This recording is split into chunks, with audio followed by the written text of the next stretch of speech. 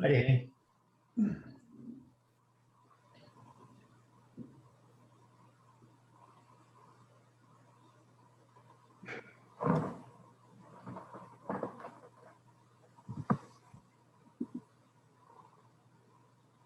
Gotta finish putting on my makeup.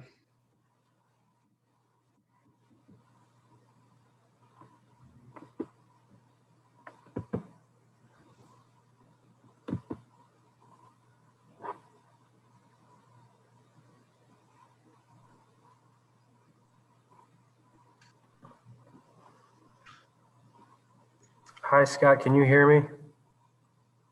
Yes. Can you hear Okay. me? Can you hear me? I can hear you. Okay, great. Hey, Danny, do you want to go ahead and give me hosting rights? I thought that I did. As co-host? Yeah. Debbie, your advice tonight.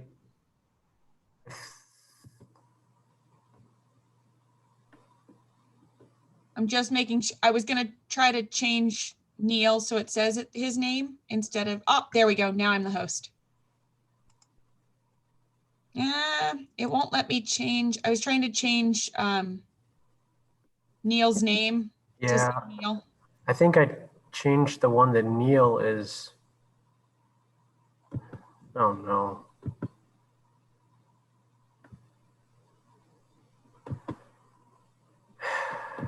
It's okay. Do you want me to come up? Sure. Okay.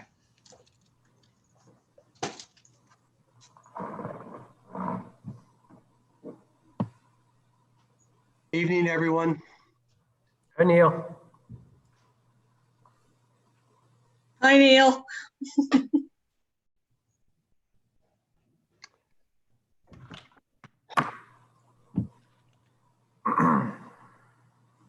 So Debbie, are there any echoes in the halls of city or county government regarding what those limitations may be tomorrow? You're muted. I think they were going to tell the directors, but since I'm not a director, I wasn't part of that 4 o'clock meeting. Got it. I've got a babysitter tomorrow. This is serious stuff, guys. They cannot shut down the restaurants.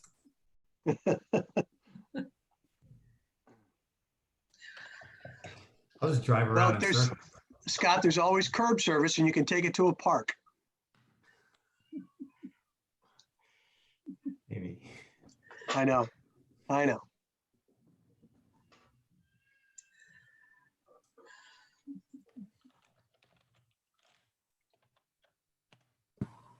Hey, Neil. Yes, ma'am. So it looks like in trying to give me hosting capability, he accidentally made you the primary host, Okay. which now means we can't go on and do anything from the main computer here. Okay. Can you go over Yeah. and go to the Webster Groves and change and say make host? Yep. Perfect. Okay, now I'm gonna try to change you. Rename.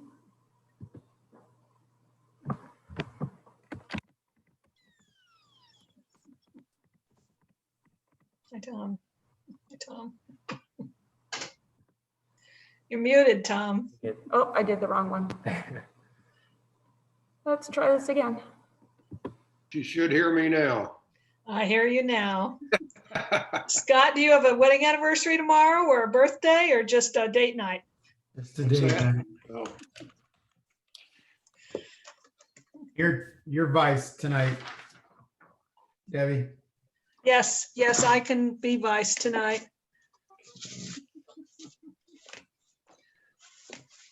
Thank you, Danny, for dropping off packets too.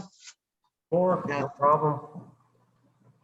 And Maram is here. Scott, Debbie, Thomas. We're still expecting Randy, right?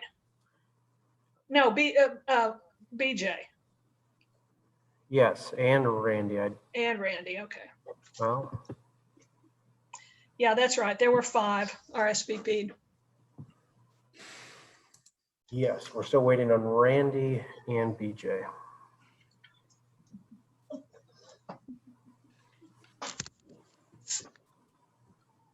Danny, I also want to thank you for dropping the packets by.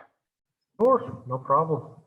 Yeah, I think it's helpful for you guys to be able to have the hard copies while we're talking. I totally agree. Now, will you mute us during the presentation and the back and forth with you and Neil like you did last time? So that if we're rustling papers, it isn't part of the I deal? think you'll just have to mute yourself. Okay, okay. So yeah, when Neil and I are doing the presentation, you'll just have to mute yourself. Debbie, if some Go. problem happens, I can also mute you because I won't be focusing on the presentation. Danny will be taking care of all the Okay. presentations. I'm just the backup. Okay, okay. I'm the IT support.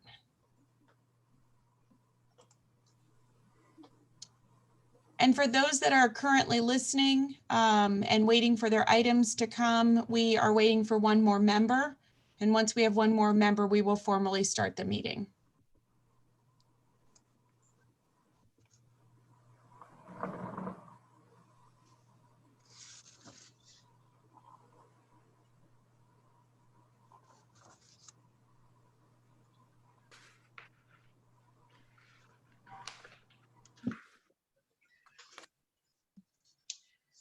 And Danny, you'll be putting the powers of the board up on the screen for me, right? I will. Thank you.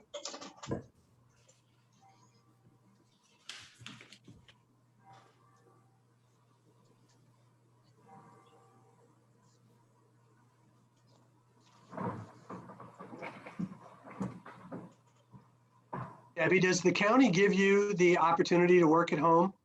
Yeah, in the planning department, each of us are assigned, each of the professional planners are assigned one day where we're supposed to be in the office. And the other 4, you can either, up until now, you've been able to either come in or you can work from home. Got it. And Right. and now they're encouraging more and more work from home and less Sure. coming in. But you know, the problem is you just can't take all the paper home. Right. You know, and most of it is paper. Right. So Yeah, and we have tried mightily to go as paperless as we can go, but there's still so many things that just aren't, and I have to have access to it. So we find ourselves running, you know, even though we work from home, sort of Right. figuring out, okay, I'm going to make one run today.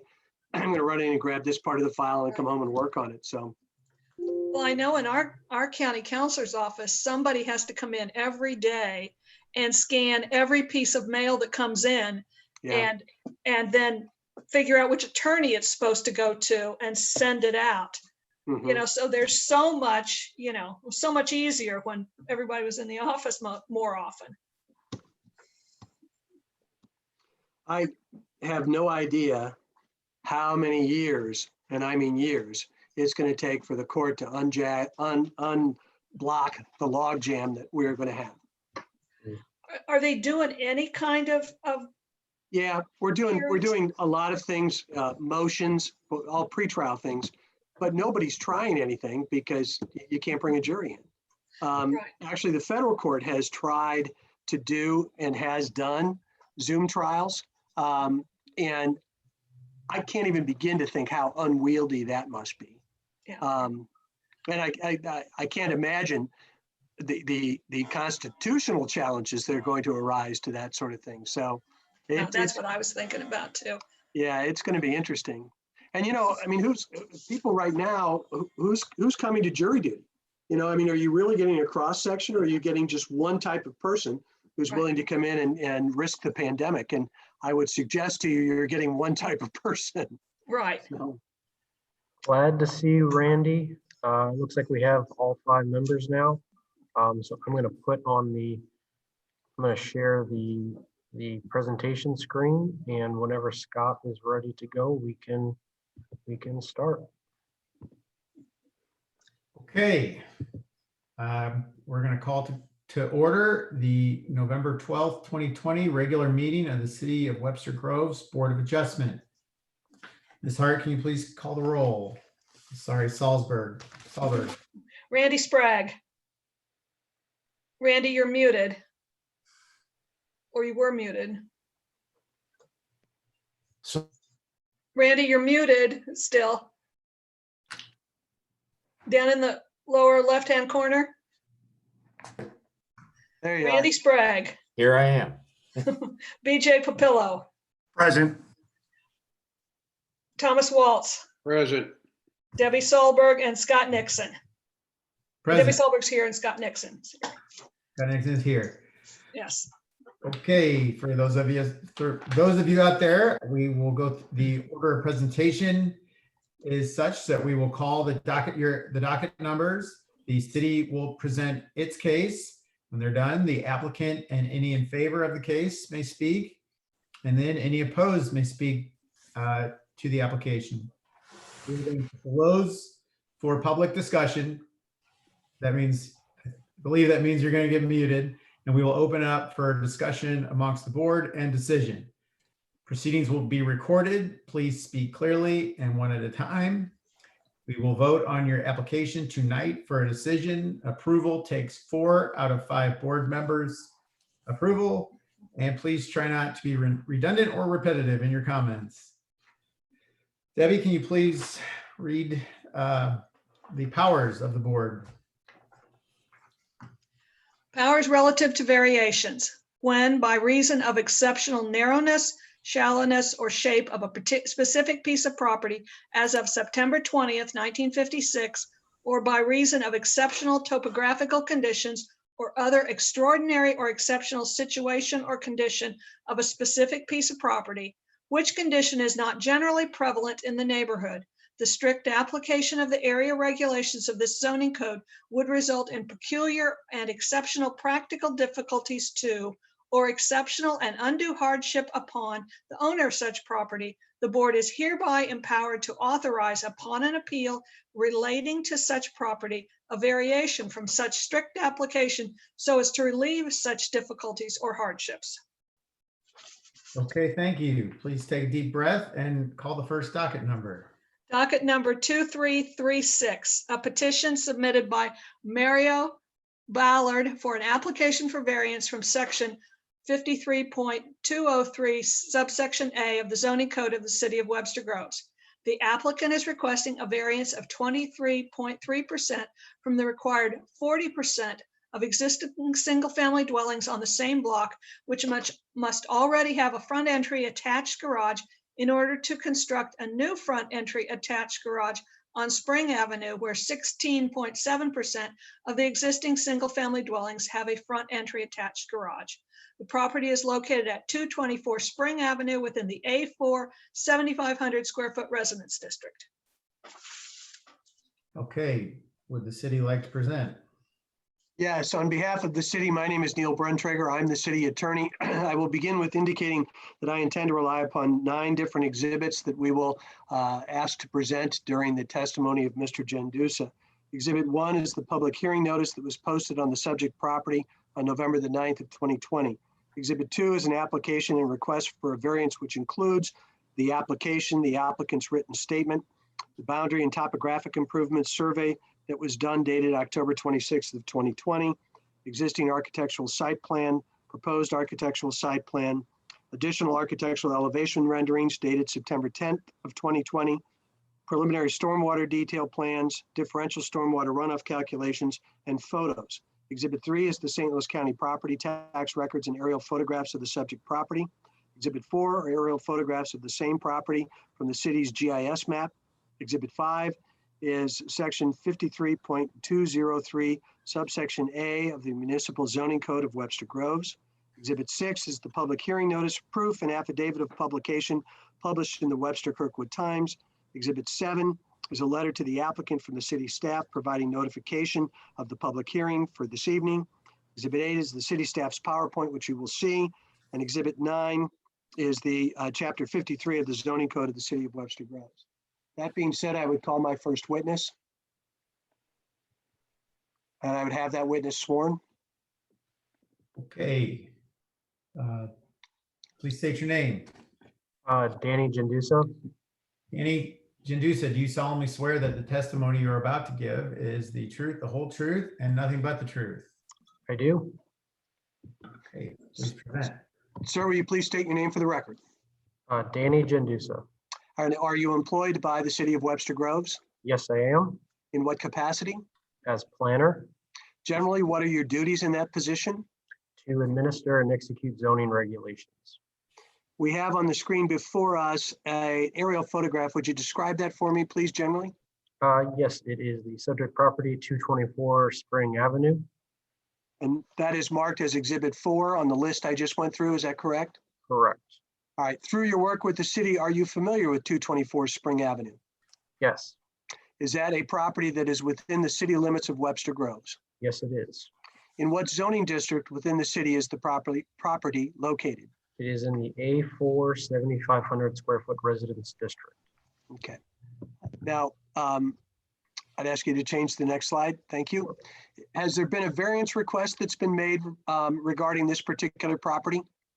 Yes, the applicant is requesting a variance of 23.3% from the required 40% of existing single-family dwellings on the same block, which must already have a front entry attached garage in order to construct a new front entry attached garage on Spring Avenue, where 16.7% of existing single-family dwellings have a front entry attached garage.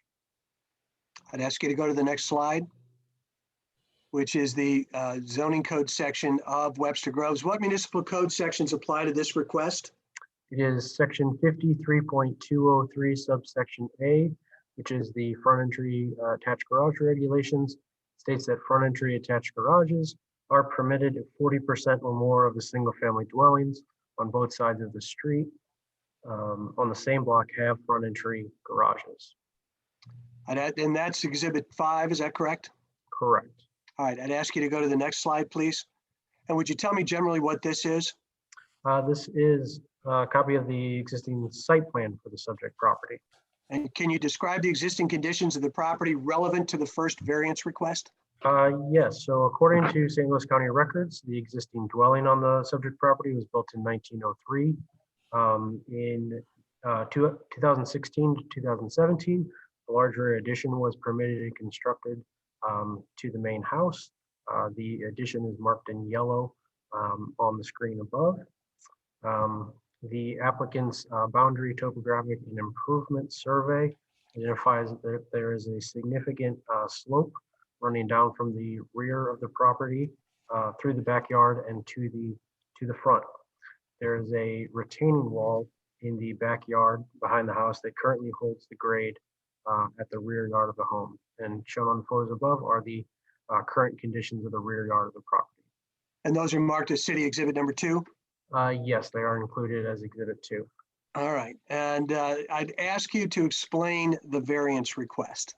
Sure. So the applicant is seeking to construct a new front entry attached garage addition at the southeast corner of the house that is identified in red on the slide above onto the site plan. A new front entry attached garage is not allowed at this address because 40% of the existing homes on the block don't already have front entry attached garages. The slide shows an aerial view of the block, the 12 homes that the city code counts as part of being on this block.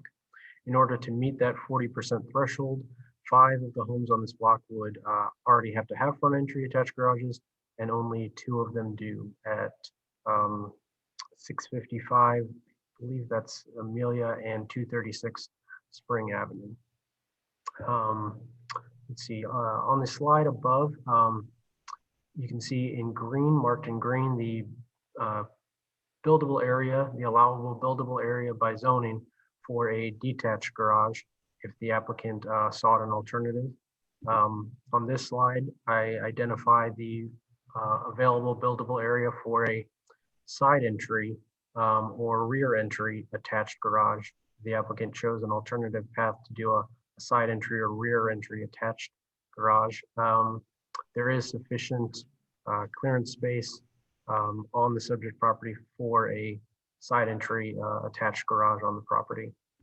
The applicant has provided an engineered preliminary stormwater detail to estimate the stormwater impact of the excavation for an addition to the rear of the house. But I will allow them and their engineer to speak in greater detail about their stormwater conclusions. And the exhibit that you're, the slide that you have up here is part of Exhibit 2, which is the total application that was submitted by the applicant. Is that right? Correct. Okay. And Danny, is there anything further that you're interested in explaining regarding the variance request? I have nothing further. Then short of the admission of the exhibits that I've mentioned, the city has nothing further.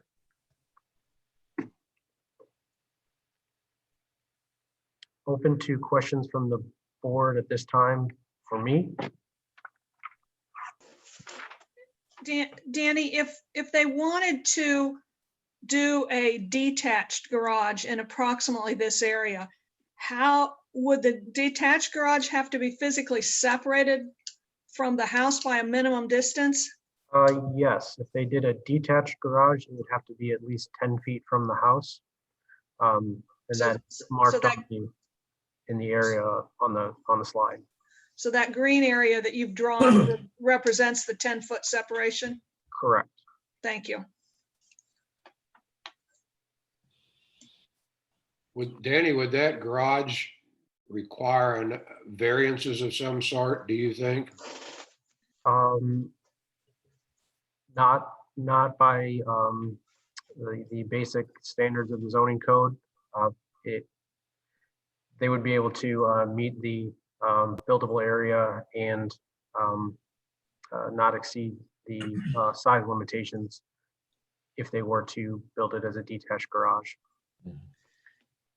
They may face difficulty, which they could explain their reasons for that. Yeah.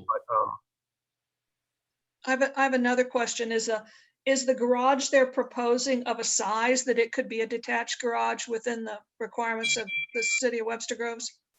yes, it could. Thank you.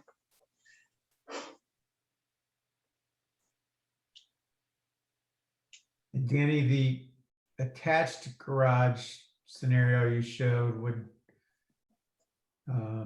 there'd be no other deep difficulties in doing that, and outside the concrete, but as far as nothing within the code that would prevent them from doing that. No, the zoning code would allow for a side entry or rear entry attached garage. Did you try to do, this might be more for them, and feel free to punt. Did anybody look at, do the turn radius and any of that on a map? I did when I was looking at whether a side entry attached garage could be possible. I did look at that, and it would mean more excavation, but it would be possible. Okay, thank you. Anybody else? Okay. Danny, you're free. Sure. And I know we have the applicant on the call. I believe he also has his engineer, but Mario Ballard may be the one to call on first. So Okay, what my plan is that I will first bring over the applicant. I will bring them over as a panelist so that they can be sworn in and can be seen on the screen. And then once he is complete, we can bring anyone else on that is needed. all right.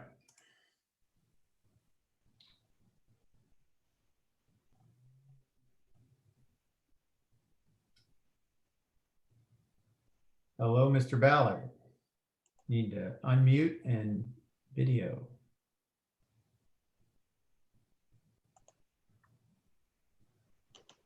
Can you hear me now? I can hear you. Okay. Oh, let's see, start video. Yeah, I don't know if you have to. Oh, there we go. Okay. Okay, hi. Hi. Hi, good evening. A lot easier in person, but that's all right. We'll get there. All right. Please identify yourself. My name is Mario Ballard. Mr. Ballard, do you solemnly swear that the testimony you're about to give is the truth, the whole truth, and nothing but the truth? I do. Okay. Please tell us about your proposal here. So basically for the lay of the land, we'll say pushing it back 10 feet would just require a lot more excavation. It would be, it would be a much more difficult build, and it would, I feel, and with the help of the engineer, the rainwater runoff and it would be tougher to, deal with that. I mean, aesthetically and for what we're going for also, if that plays into any of this, it's just, it's much more pleasing to have it the way that I was hoping to, as opposed to just pushing it 10 feet back. It would dig into the hill more because of the slope of the backyard. It would really dig into the hill.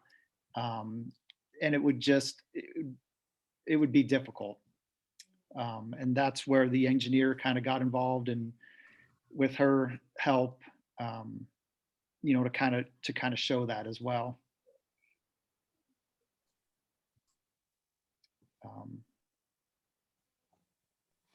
Yeah, I don't really know what else to say, or if there's questions that I can answer, I'm happy to. I'll give you one question, then maybe it's best, you said your engineer's on, Right. is that right? Yeah. Maybe we'll hear from them. You know what, let's let, you guys okay if we let the engineer come on and we'll go from there? Okay. Could the engineer please put your hand up so that I can understand which person to bring over?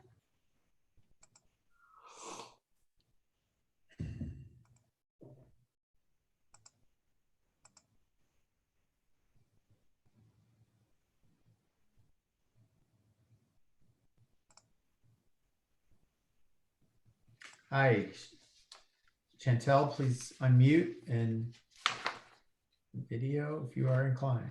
One moment. Here we go. Hello. Please state your name. My name is Chantal Block. I am a civil engineer registered in several states, one of which is the state of Missouri. Okay, Ms. Black, do you solemnly swear that the testimony you're about to give is the truth, the whole truth, and nothing but the truth? I do. Okay, please proceed.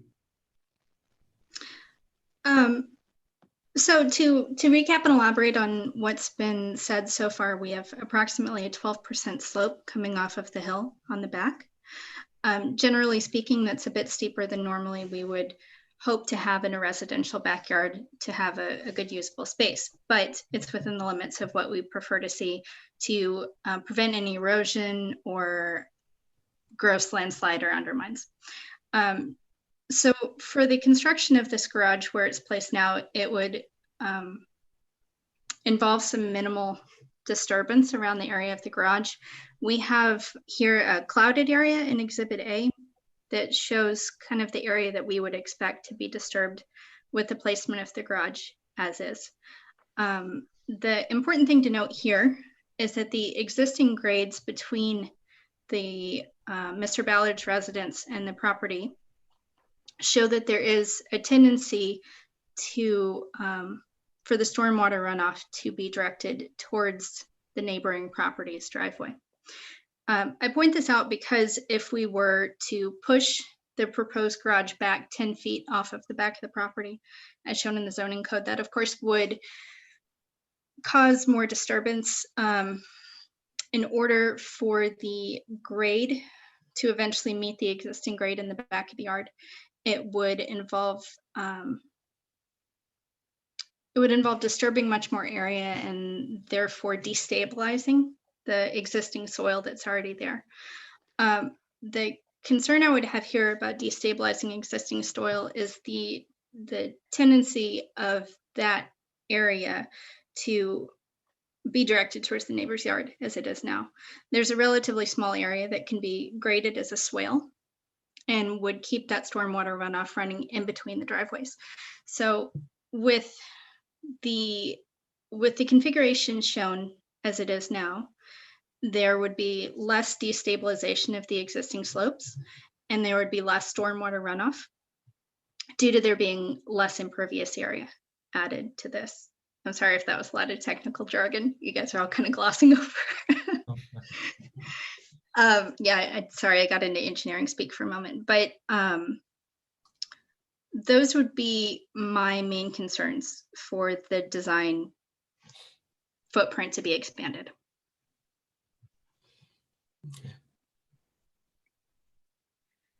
I have a question, Chantel. Yes, ma'am. Would you need to have additional retaining walls or change the retaining walls if the garage was moved further back? Yes, actually, we'll have to have additional retaining walls either way, but the retaining wall that would be required for the proposed garage in the position it is now would be shorter. The reason that this is important is because the garage would require a retaining wall that should be within size that can be sized by a civil engineer, rather than if we were to push it back, it would require a taller retaining wall, which would then need to be designed and sized by a structural engineer. So that would be bringing on another discipline to do so. I know that the Webster Grove zone codes address the distance that retaining walls have to be set back from property lines. I'm not suggesting that anyone's done any engineering, but I was just curious if the retaining wall could easily meet those requirements, or if that's going to be a problem as well. I'm not familiar with the distance required, but the existing wood retaining wall would be in approximately the same area as the retaining wall that would be required if the garage were to be put up in this configuration. Okay, thank you. You're welcome. Can you speak to problems as you see it that would arise from making this an attached garage and not with a side entry and not pushing it back? Discard, put that aside for now. Talk about the attached issues. In terms of the impact to the residence itself? Yeah, and any stormwater problems. Why aren't we doing a side entry that would not need a variance? Oh, sure. So as far as stormwater problems, the way it is now, I don't see anything that would be a particular problem. The clouded area that we're showing here would be graded as a swale. And so the stormwater runoff coming off of the backyard would then be collected in the swale, directed around the proposed garage and down the property line in between the two properties, which is where it grades now. If it were to be pushed back, then it would change the break a bit of the stormwater runoff, and it would be graded more steeply around the proposed garage. And then also there would be a break with more runoff. It would be easier to explain this in person. If you move the proposed garage back, there would be a break in the proposed runoff where a significant portion of it would then be directed towards the house rather than around the garage. Okay, I was specifically referring to a side entry on your thing, right there.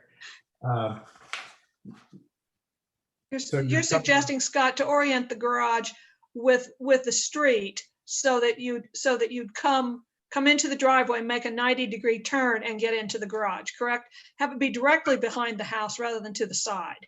Yeah, I'm not suggesting that. I just want to know. I mean, that's how a side entry garage, only way a side entry garage would work, correct?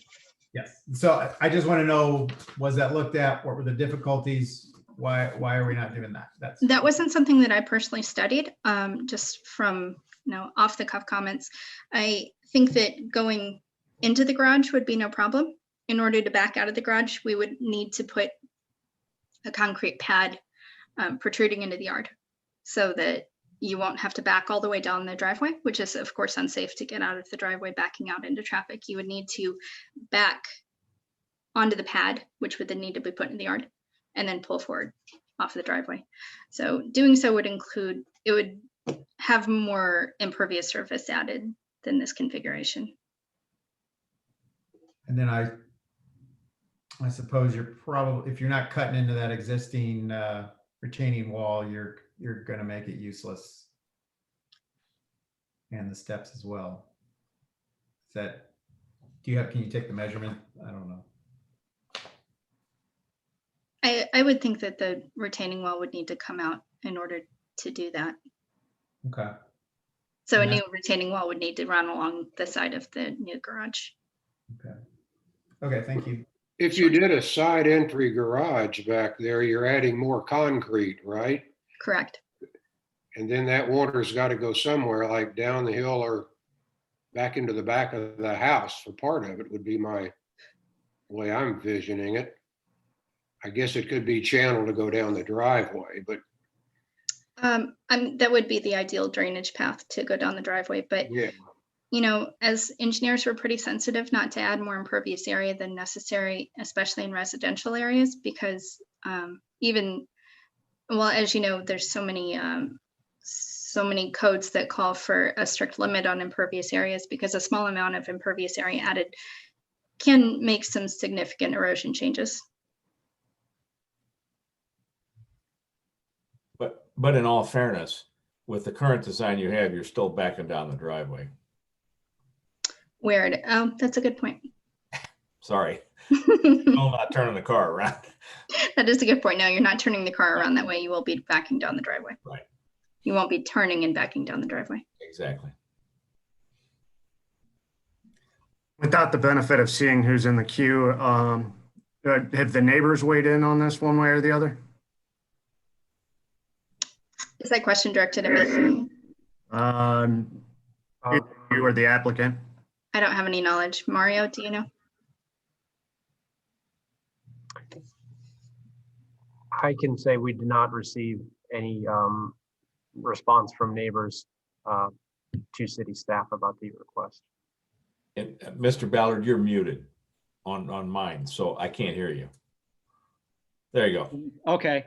Yeah, I verbally talked to the neighbors. I didn't get anything in writing or, so no, but nobody had any, that I talked to had any objection to it.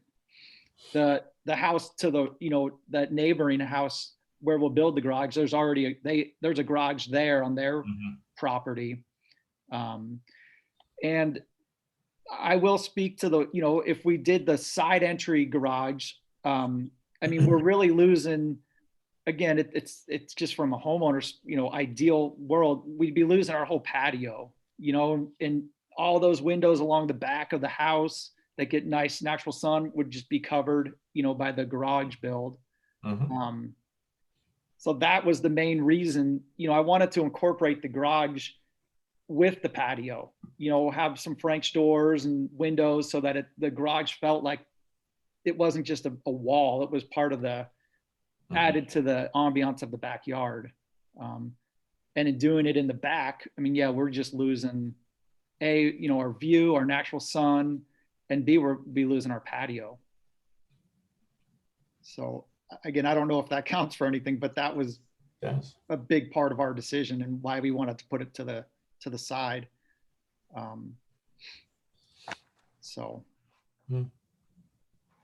We wanted it to feel more like part of the house instead of just a big garage or a structure behind it. And so that was the goal. Any other questions for the applicant? None here. No. All right. I believe you guys are, I think you stay, but we get to invite anyone who would like to speak against the proposal. I guess they need to raise their hand in Mara's waiting room. So first, I am going to move them over and out of the queue to be able to speak. So I'm going to do that first.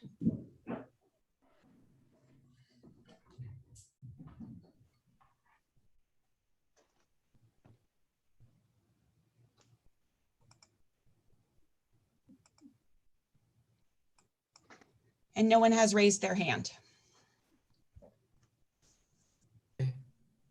Okay, we'll call that hearing none and seeing no opposition. We will at this time close the discussion to the public and discuss amongst the board.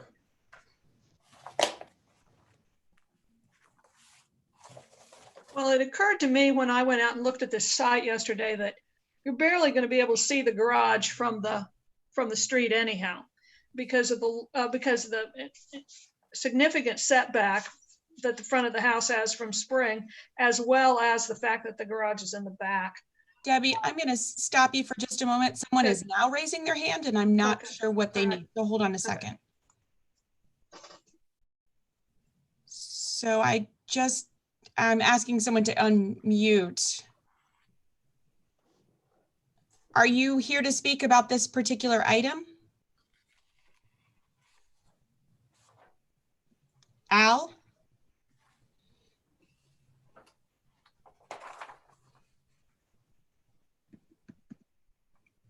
Hello, are you here to speak about a particular item on the agenda?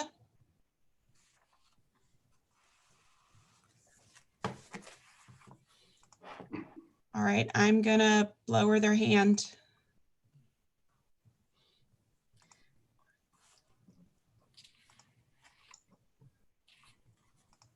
I was also, so I can talk some more? Yes, sorry. Okay. I was also going to say that this lot is, it doesn't narrow down significantly, but it goes from 60 feet at the front yard setback to 50 feet at the back. So it does have sort of a, it does narrow in the back, which limits the area for a side entry garage. And I'm pretty sure it's the lots, unless they had a detached garage way in the back, it's almost too narrow for a. So I'm sort of inclined to think that this request is reasonable, given the placement of the house, the shape of the lot, and the terrain in the back of the property. I am in agreement with Debbie. I also want to say I walk this neighborhood because it's near me. And the houses on this street, on the side of the property being discussed, all have they're close together. They're older homes, and my opinion would be it would be tough to add or have front car garages with the vintage of these houses. So thus, there's not many front facing garages on this street. And even if people wanted to add them, I would think some of these houses would have difficulty in doing so because of the size of the house and the size of the lot, especially those across the street. So that's just another point I'd like to make. I don't know how pertinent it is, but I'm making it. Yeah, and I'll just say, without the benefit of having looked at the property, I mean, it looks like a pretty tight fit. So I'm having a hard time visualizing it specifically from the pictures that we have here, one way or the other. So with that said, it does seem to be pretty close to their property line on the other side. So where is the actual property line is compared to the retaining walls?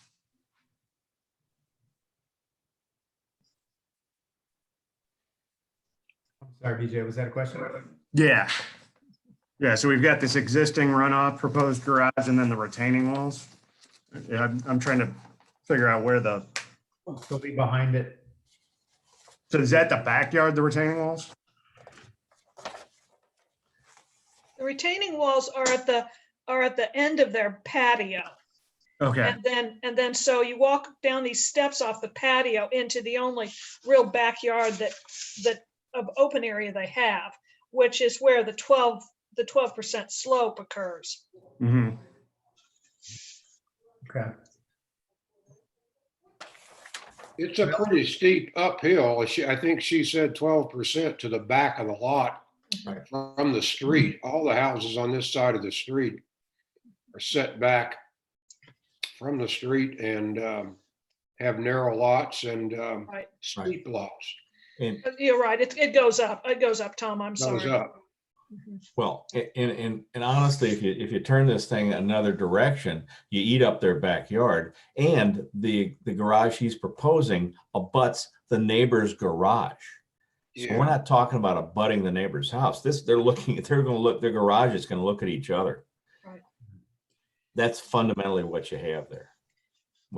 actually go and see it. They're building this next to the neighbor's garage. And you know, the reality of it is this attached garage almost functions as a detached garage because its attachment to the house is only really in the one location.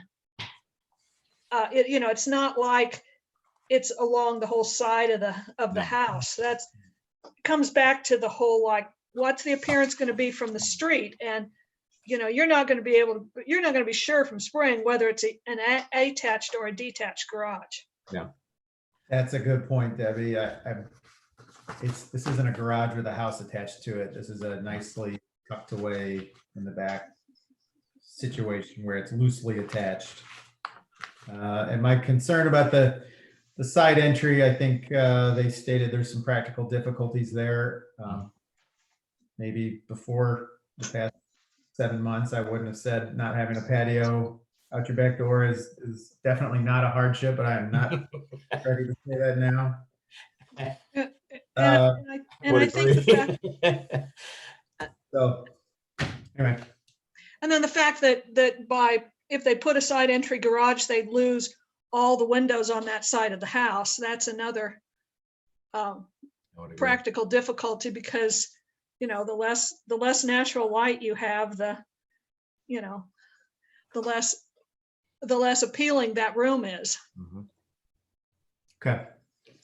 I'd like to are we ready for motion? I am. I'd like to make a motion to approve docket 2336, given the hardship being the width of the lot, the narrowness, the slope in the back, and the placement of the existing house. I second the motion. Okay, we'll do an oral vote and then we'll do a roll call vote. All in favor, say aye. Aye. Aye. Aye. Any opposed? Randy Sprague, Aye. Thomas Waltz, Aye. BJ Papillo, Aye. Scott Nixon, Aye. and Debbie Solberg votes aye. All right. Mr. Ballard, your proposal is passed. Please see Mr. Gendusa during regular business hours for the next steps. Ms.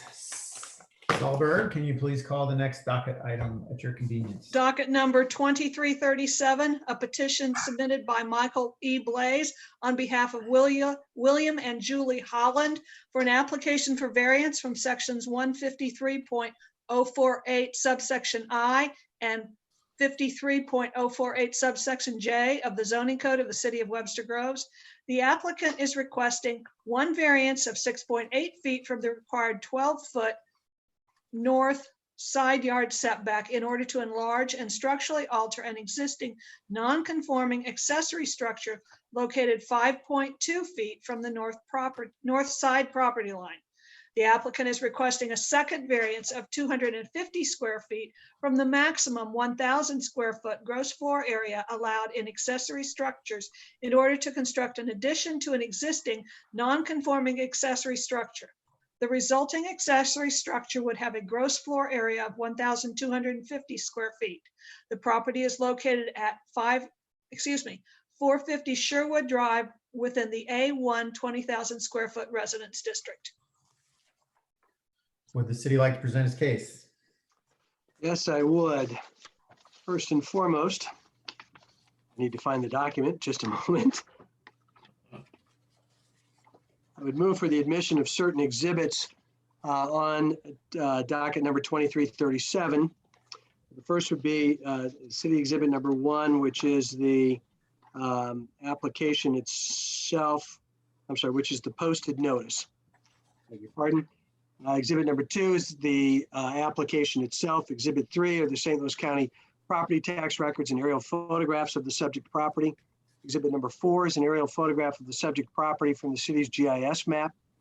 Exhibit 5 is section 53, I'm sorry, make sure, yeah, 53.048 and subsections I and J. Exhibit number 6 is public hearing notice that was published and attached. Exhibit number 7 is a letter to the applicant from the city staff. Exhibit number 8 is the PowerPoint presentation for this evening, and Exhibit 9 is Chapter 53 of the zoning code. Having said all that, I would call my first witness, which is Danny Jendusen, and I think he's already been sworn. And so I will proceed to the examination if that's okay. Sir, would you state your name for the record, please? Danny Genduso. Okay, are you employed by the city of Webster Groves? Yes, I am, In what capacity? as planner, What are your duties in that position generally? to administer and execute zoning regulations. Okay, we're looking at the slide which is marked as Exhibit 4. Would you tell me what that is generally, please? It's an aerial photograph of 450 Sherwood Drive. And is, through your work with the city, are you familiar with 450 Sherwood Drive? Yes, I am. Is that within the city limits? Yes, it is. And in what zoning district within the city is the property located? It is in the A1 20,000 square foot residence district. I'd ask you to go to the next slide, please. Sure. Would you tell me generally what this slide is? Yes, it is a description of the applicant's request for variances. The applicant is requesting 2 variances. Applicant is requesting 1 variance of 6.8 feet from the required 12-foot north side yard setback in order to enlarge and structurally alter an existing non-conforming accessory structure located 5.2 feet from the north side property line. The applicant's request for a second variance of 250 square feet from the maximum 1,000 square foot gross floor area that is allowed in accessory structures in order to construct an addition to an existing non-conforming accessory structure. The resulting accessory structure would have a gross floor area of 1,250 square feet. And would you go to the next slide, please? Okay. What municipal code sections apply to the requests that were made? The variance request reference 2 code sections. In section 53.048 in the development standards for accessory structures, subsection I states that the total gross floor area of all detached accessory buildings shall not exceed 1,000 gross square feet. That's the area of focus of that code section. And then subsection J goes on to say that any detached accessory building with a gross floor area exceeding 672 square feet, or if the building height as defined in section 53.020 of the zoning code exceeding 12 feet, shall comply with the minimum side yard setback requirements of the district as applied to the primary structure. Because the existing accessory structure does exceed 672 square feet and 12 feet in measured height, structure is required to meet the required side yard setbacks of the A1 residential district that apply to the main house. That subsection is in 53.043, subsection C1, and it states that there shall be a side yard on each side of the building having a width of not less than 12 feet. I'd ask you to go to the next slide, please. Would you tell me generally what the next slide is? Yes, it is a scan of the property boundary survey. And can you describe the existing conditions of the property relevant to the first variance or to these variance requests? Sure. So according to county records, the existing house and the accessory structure on the lot were built in 1926. The existing detached garage is considered an existing non-conforming structure because it does not meet the minimum side yard setback requirements for an accessory structure of its size by today's zoning standards. The garage was built in 1926, 5.2 feet from the north side property line. Today, an accessory structure of this size would be required to be built at least 12 feet from the side property lines. Because it was built prior to today's zoning code regulations and is considered an existing non-conforming structure, it can remain in place as it is, but it cannot be structurally altered or expanded upon. Shown above are photos of the existing structure.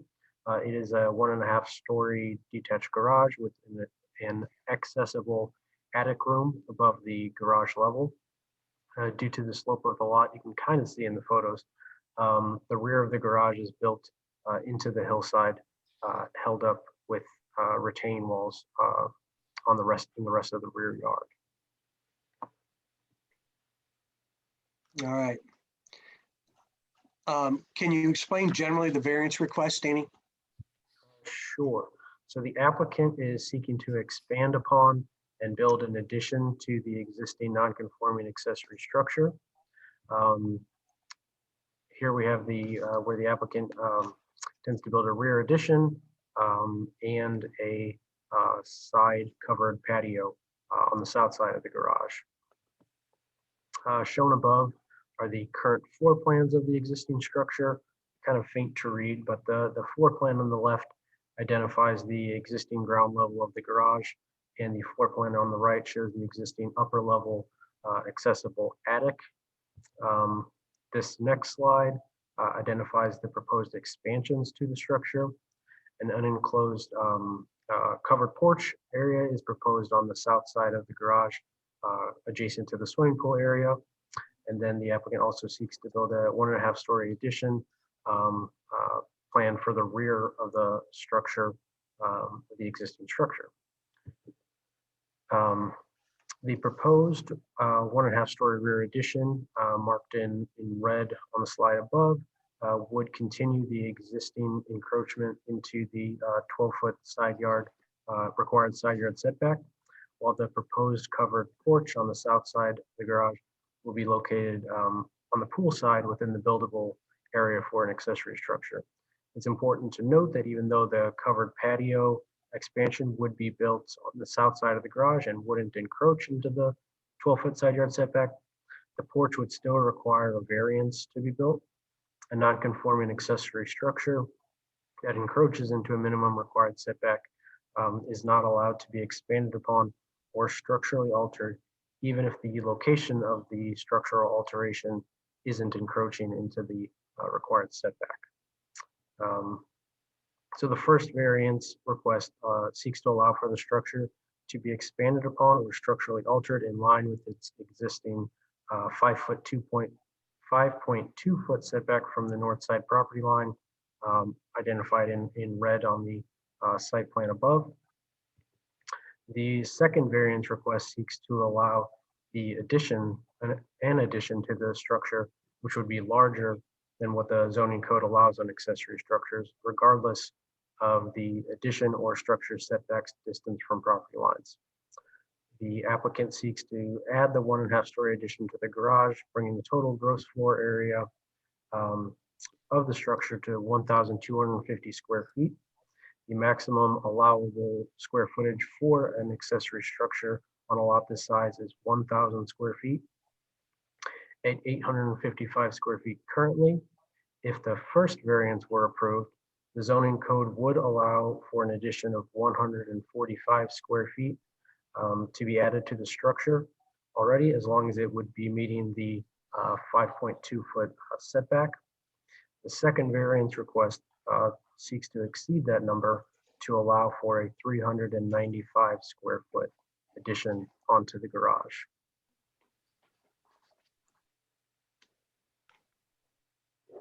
And that is all that I have. Can you repeat that last summary of the? Sure. So if the first variance was approved, it would allow for the covered patio to be built, and it would allow for the garage to be altered and expanded upon, as long as the expansion would be meeting the new side yard setback line. And the code already allows accessory structures to go up to 1,000 square feet on a lot this size.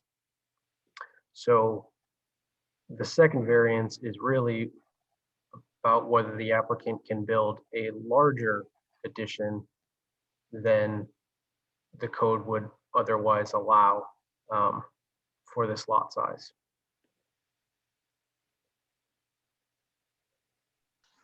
So Danny, if they didn't put this second story addition on and we granted the side yard variance, they'd be okay? Is that what you're saying? Yeah. Well, I get, could you clarify? Okay, let's say we granted the setback variance, allowing them to expand or alter a legal non-conforming, to within 5.2 feet of the side property line. Would they'd be able to draw the first, to build the covered patio and the first floor area expansion of the garage?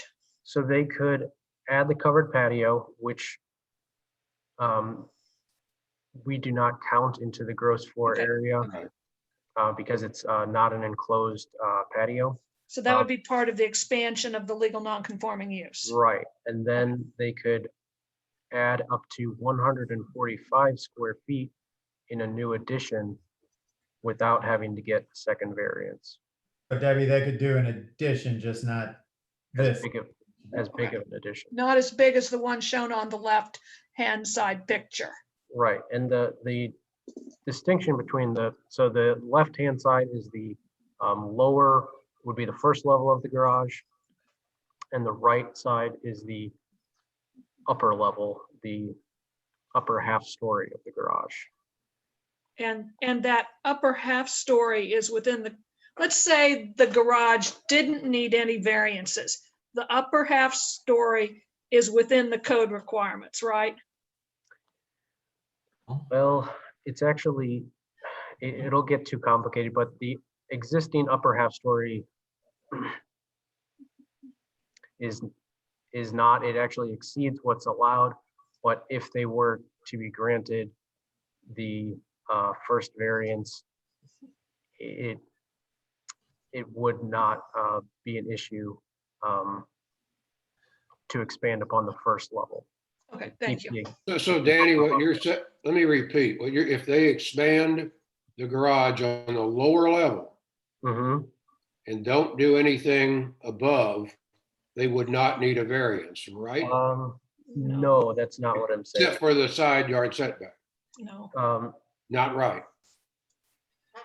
That is not what I'm saying. What I'm saying is, right now they have a non-conforming structure because it's too close to the side property line and they can't Right. do any kind of alteration to it. If they were to get the first variance, if you were to approve the first variance, they could do alterations and some expansion to the existing structure. But they could not do the full size addition that they would like to do. I think if they were able to get the first variance, whether they added square footage onto the upper story or lower story could be allowed as long as the square footage was within the limitations of the code and the setbacks were followed.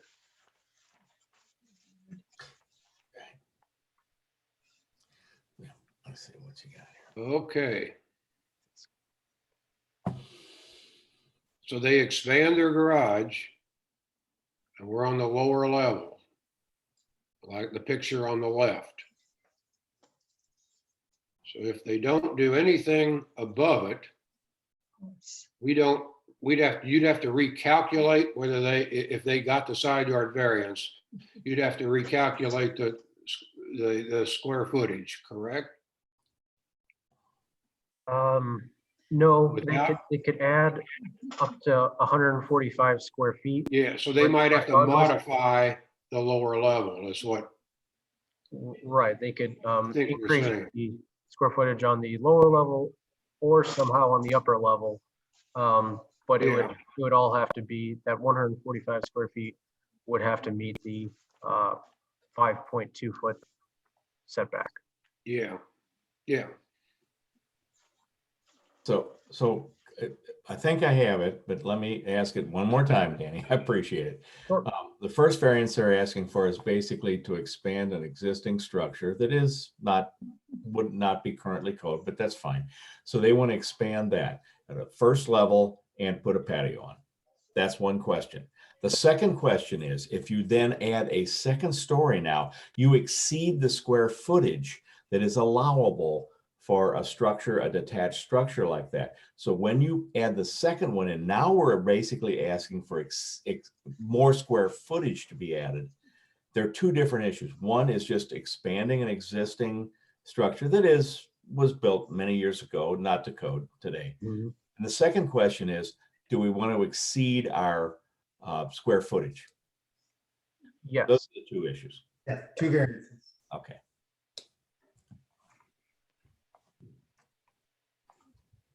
Anything else? Let me add one quick thing that I overlooked. There are also, as an exhibit in your packet, are letters of support from the neighbors. Okay.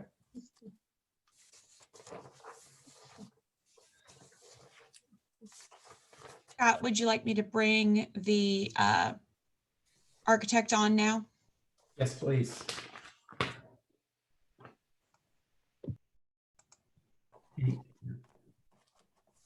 Or the applicant or whoever would like to speak in favor. I'm bringing the architect on first.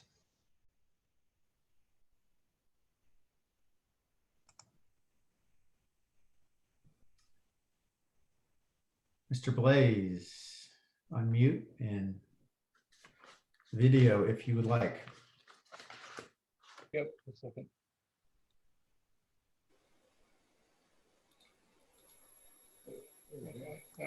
Oh, let's rotate just a second, please.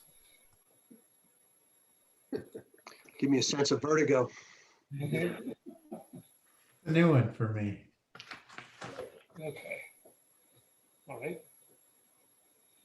Hi. Name's, Ben Ellerman from Blaze Architects. And Hi. Hi. Raise your hand, and do you solemnly swear that the testimony you're about to give is the truth, the whole truth, and nothing but the truth? I do. Okay, please tell us about this. Well, we are asking for two variances. The garage was existing non-conforming garage built in 1926. There are two different issues. The first is that, as Danny mentioned, that the garage is basically too close to the property line. So any work, even if we only wanted to raise the garage door that we want to do or build the porch, would require a variance because the existing garage is non-conforming. So that's the first variance we're asking for. And the second one is really what's causing difficulty with this project is a couple of different things. Is the first is the topography, and I don't know if Danny can bring up our photographs again and change the exhibit, please.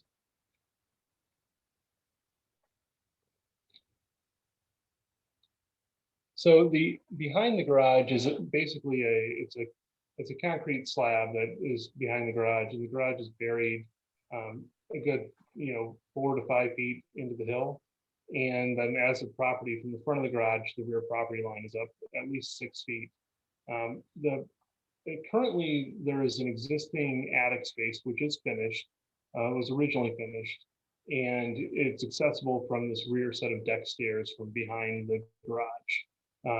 So normally a garage wouldn't have a finished attic space, and it's really this finished attic space that is preventing us from building a pool house, which we're basically going to dig down. It's almost going to be buried like a basement underneath the ground.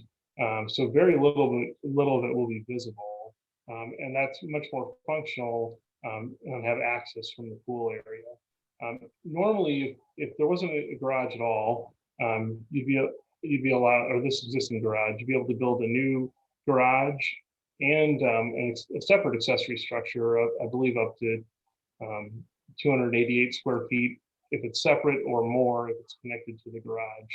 So because of this finished attic space, it's really preventing us from building other space. And 145 square feet would be very, very small to do anything else usable. The only way we could get around that, but there are structural difficulties, would actually be to demolish the attic and remove all the joists and everything, so that that existing upstairs attic wasn't usable. But even then, that would take a staff interpretation to deem that as a possibility. Plus, it would have structural implications because those floor joists are actually tying the rafters and holding the structure together. So we're really limited by this existing non-conforming garage that's close to 1,000 square feet. The location of where it is on the lot, kind of sandwiched in between the pool and the side yard, and then this rising topography up to the back that really limits where we can put an accessory structure. The other thing we wanted to point out is most of this neighborhood is actually platted with 100-foot wide lots, and including the neighbor to the south. If you're 100-foot wide average width, which I think we mentioned in our application, you actually get this 25% increase.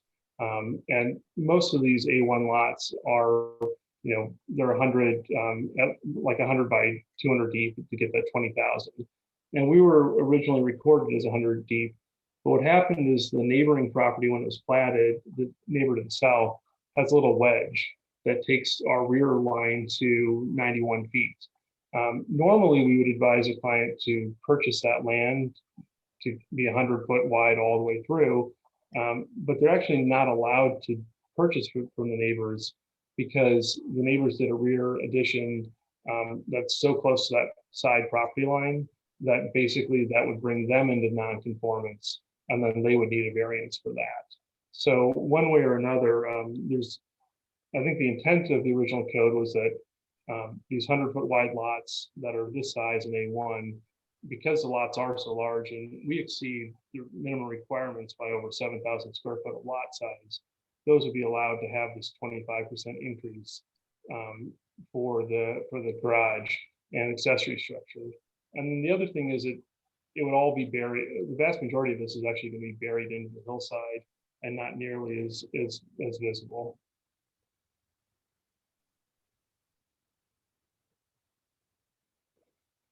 I have a question for you. Sure. I mean, on the attic, say you just wanted to eliminate that from the square footage count, can't you remove some floorboards or something like that and not fiddle with the joists? Is that a possibility of doing something of that type? The floor, it would have to be structurally a new structural system because that's actually locking all the floor joists together, which then are connected to the rafters. So that floor is actually stiffening the structure and holding it all together. So, and it's also supporting the dormer as well. So, so it's not an easy alteration to just pull out. Okay, so you just couldn't pull out floor. I assume it's a subfloor up there. Yeah, it's like an old pine floor with subfloor, and it's all structurally tied together, and the dormer is built on top of it. Okay.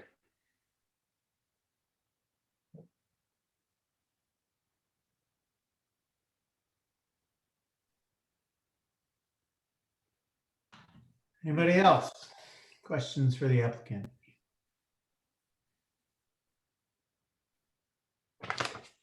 I do have one question. In the picture at the top left here, it's looking at the garage door itself.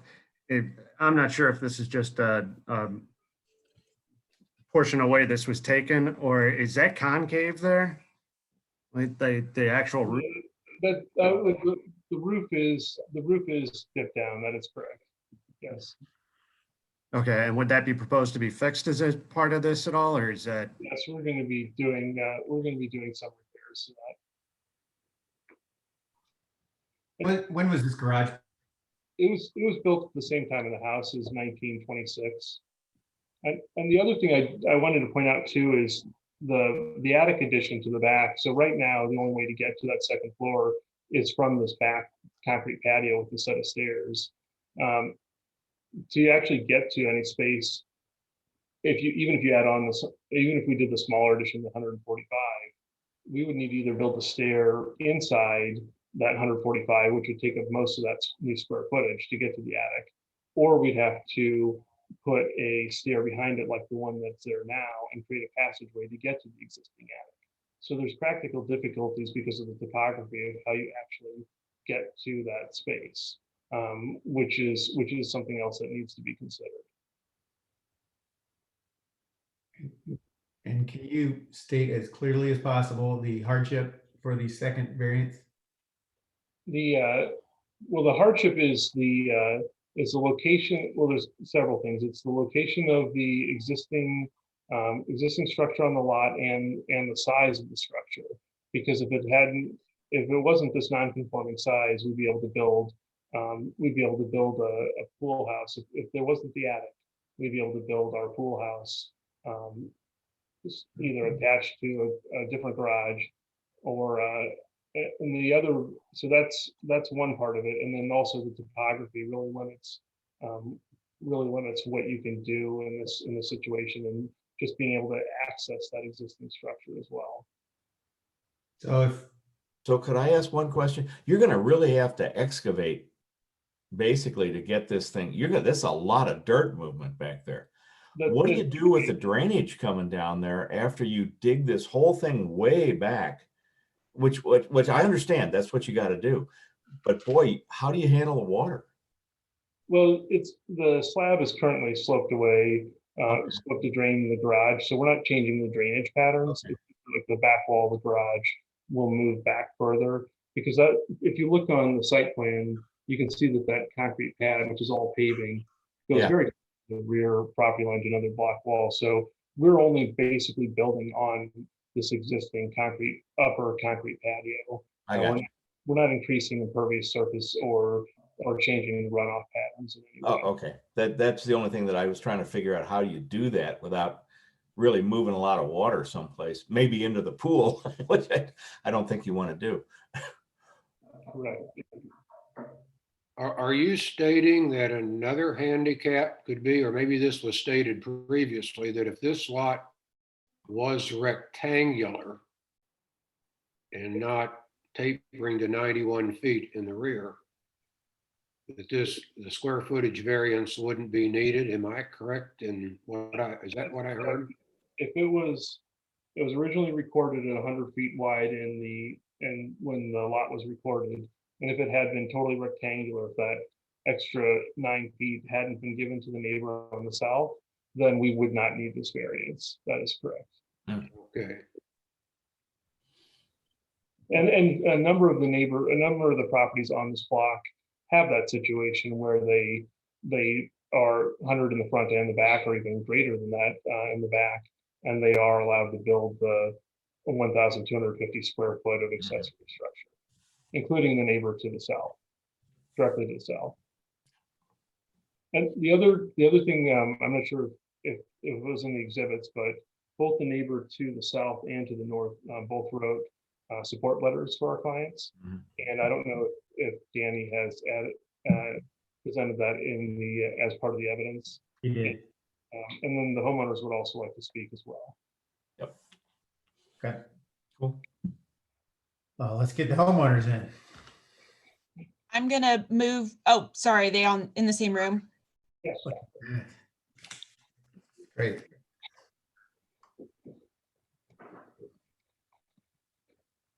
Good evening.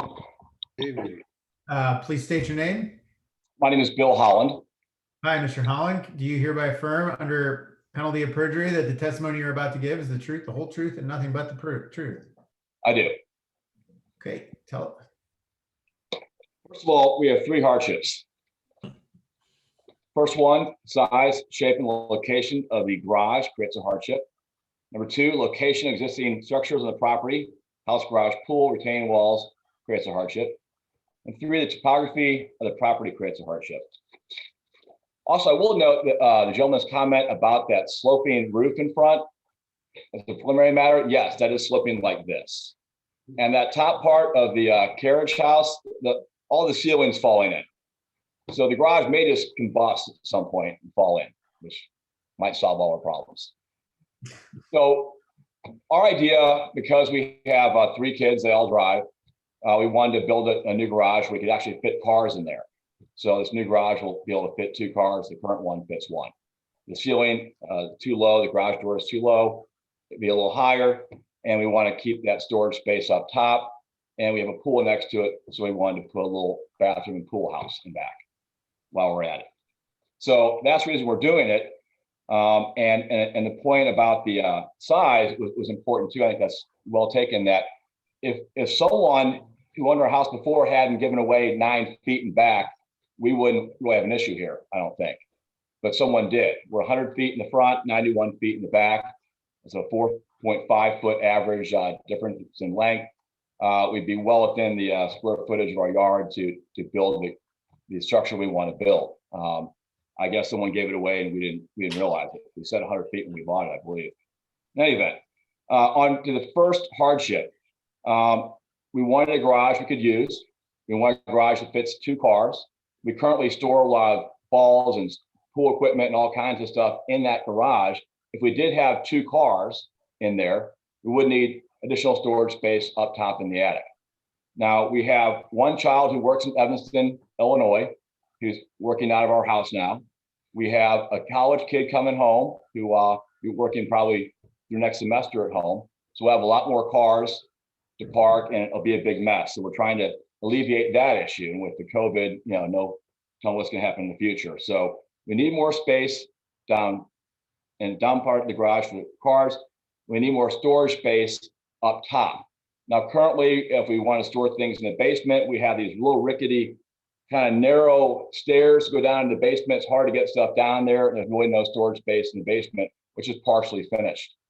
We consider also just moving the garage. We'd maybe go move it back. Well, no, that'd be a bad idea. We'd be too close to the back fence line. We move it to the side. No, we're too close to a neighboring garage. We move it to where the patio is. No, it'd be too close to the house next door. So the garage is well situated where it is. It's really not by any other structure. So we want to keep it where it is. And we feel that because it's non-conforming right now, that certainly just expanding a little bit longer wouldn't be too big an issue as long as we're making it look better, in which our neighbors are fully in favor of this because it's a little unsightly now. So they'd love to have a little better looking garage to look at. And it is tucked away from other structures as it currently stands. So on the elevation issue, we do have a slope you can see, and we have a back slab that was there when we got there. The pool is there when we got there 20 years ago.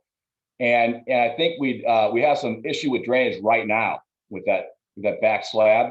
So we're trying to create probably more green area back there with some more trees and green space that would help us drain from that hill as a problem behind the pool as well. So we could probably better the drainage issue we have currently by redoing the drains in back and on a new garage. That problem would probably be solved. We have less asphalt space, less concrete space, and more nice building space. So we are asking for the variance for the additional space up top. I think it would fit with the house. Our house is brick and wood siding, and the garage would be too. I think that it would conform with the top part. It's a little bit bigger, and the bottom part a little bit bigger. Would actually conform with the house, as all houses in that area have 1,250 square foot areas available to them, as ours would have had someone not given the 9 feet away at some point.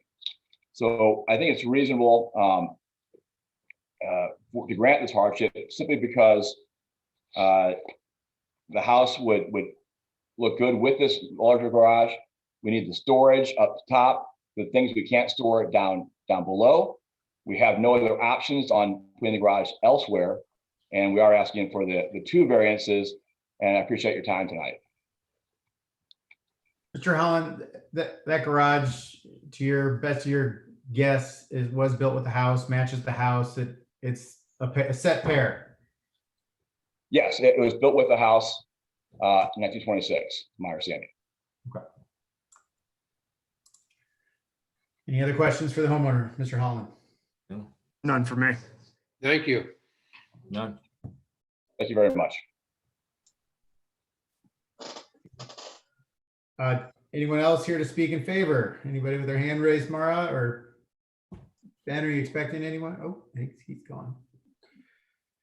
No one else. And oh wait, I'm sorry. There is one other. Hold on.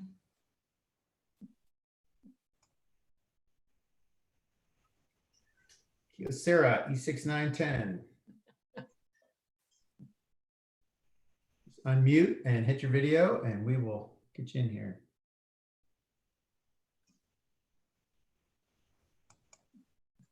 Oh, you were there. There you go. Got me on. Can you? We can't see you, but we can hear you. All right. So my name is Jim Seppi with Tri-Square Construction. Hi, Mr. Seppi. Do you solemnly swear the testimony you're about to give is the truth, the whole truth, and nothing but the truth? Yes, I do. Okay. Go ahead. We've been talking to the Hollands about this project for some time now. And I just want to say a couple of things that's been kind of brought up before, but that the way the garage views from the street will not change. The width of the garage from the street will not change. The slope of the roof will not change. It may be a little bit higher. That's one thing. The yard is slightly pie shaped because of the curve of the street, which makes the backyard narrower. Whether it was given away at one time or whether it was compromised because the other lots, in order to follow the curve of the street, making it slightly narrower in the back than the front, that would have, if it had stayed, if it wasn't on a street where it wasn't curved, slightly would have had that 100 feet front to back, which would not have required this variance for this overall size of the house, the garage. There's really not much room to move it toward the pool anymore. So if we left it pretty much the same view from the front, that the side yard setback seems reasonable. We're not going to be increasing the non-permeable surface at all because we'll just be simply actually reduce it slightly in the back because the back slab's wider than the current garage, and we would be reducing the slab in the back to the width of the garage it's currently at now is back as far as we need to go. There is not good access. In order to get from the lower level to the upper level, we'd have to go outside. And if we can do the extension, we can get the stairs inside and also leave enough room in the back for a changing area for the pool. And that would make that much better for the pool itself. So have a changing area attached to the pool. The lot, as mentioned before, is very steep in the back, and that garage in the back is about 4.5 feet, 5 feet in the ground. That would remain the same, just going back further. I think that's pretty much it. We're not. And the other thing is that I think to get that 1,250 square feet, there has to be like 3 criteria. We meet 2 of the 3, which is the percentage to the overall size of the lot, the percentage to the backyard of the lot. We just aren't meeting it and we have more than enough square footage to have enough to do the bigger square footage for the garage. The only thing is that because it's slightly pie shaped in the back, we're not allowed to, it doesn't meet the criteria. And the criteria is not for overall square footage so much as it is for the 100-foot front and back front and back widths of the lot, which we don't have because it's slightly pie shaped. And I think that's what I have. So any questions for that? I do not. I'm doing here. No, thank you. No, thank you. All right, then carry on. All right, thank you. Anybody else out there, Mara? No one else. All right, is there anyone opposed? Raise your hand or in the chat room. Anybody, Mara? No one else. All right, well, based on that, we will close the public session and open for board discussion. Everything seems reasonable to me. It seems as though they're looking to improve the structure and all of the rationale that they proposed seems completely reasonable. I would agree. That they have undue hardship regarding that particular structure. I was concerned about drainage issues, but they put that to rest as far as I'm concerned. And, they do certainly have a hardship. Their lot, because of it narrows, that's beyond their control and frankly beyond their knowledge when they bought the thing. And it certainly does not change the appearance of anything from the street. Well, we've seen some additions where they try to encroach further into the easement, so they're not doing that. No. And I repeat that if the lot was rectangular with a 100-foot backyard, they could be putting this on and we wouldn't be discussing. Exactly. Well, maybe not.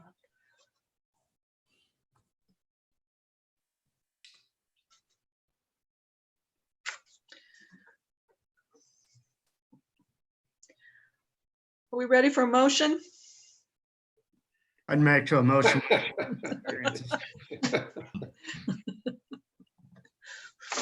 So are you going to make the motion, Debbie? No, I've been, I'll make the motion. okay. There you go, get in Approval there. of both variances proposed. Let me just offer my opinions for the record. I was struggling a little bit with the hardship, but we have a building that is a structure that, as I said, is a match pair to the house. Moving this somewhere else in the lot, you're going to lose that. I think that's enough for me to tip this scale there, along with the unusual plotting, we'll call it, of the odd shape of the lot whenever it was, it so happened to give part of it to their neighbor. So that's my thoughts. I also think that the fact that the existing structure is built the way it is, with the second floor exit out to the back, and they have some hardships that were not created by this property owner. Do we have a motion? I'm sorry, I interrupted. Yes, we do have a motion. I'll second the motion. Okay, we'll take an oral vote, then a roll call. All in favor, say aye. Aye. Any opposed? Randy Sprague, I would say aye. Thomas Waltz, Aye. BJ Papillo, Aye. Scott Nixon, Aye. and Debbie Solberg votes aye. Moving on. Docket number 2338, a petition submitted by Chris Pike of Thomas Allen Group on behalf of Eric Kostner and Mary Brueggemann for an application for variance from section 153.058 subsection N of the zoning code of the city of Webster Groves. The applicant is requesting one variance of 2.3 feet from the required 5-foot west side yard setback in order to construct a detached garage located 2.7 feet from the west side property line. And the applicant is requesting a second variance of 2.3 feet from the required side foot south rear yard setback in order to construct a detached garage located 2.7 feet from the south property line. The property is located at 124 Helfenstein Avenue within the A2 15,000 square foot residence district. City. I would like to start by presenting 9 different exhibits which you have in your packet. Exhibit 1 is the public hearing notice. Exhibit 2 is the general application filed by the applicant himself. Exhibit number 3 is the St. Louis County property tax records and aerial photographs of the property. Exhibit 4 is an aerial photograph of the subject property from the city's GIS map. Exhibit 5 is section 53.058 subsection N of the municipal zoning code of Webster Groves. Exhibit 6 is the public hearing notice, proof and affidavit of publication for tonight's hearing. Exhibit 7 is a letter to the applicant from the city staff providing them notice of the hearing for this evening. Exhibit 8 is the city staff's PowerPoint presentation before the Board of Adjustment. And finally, Exhibit 9 is Chapter 53 of the Zoning Code of Webster Groves.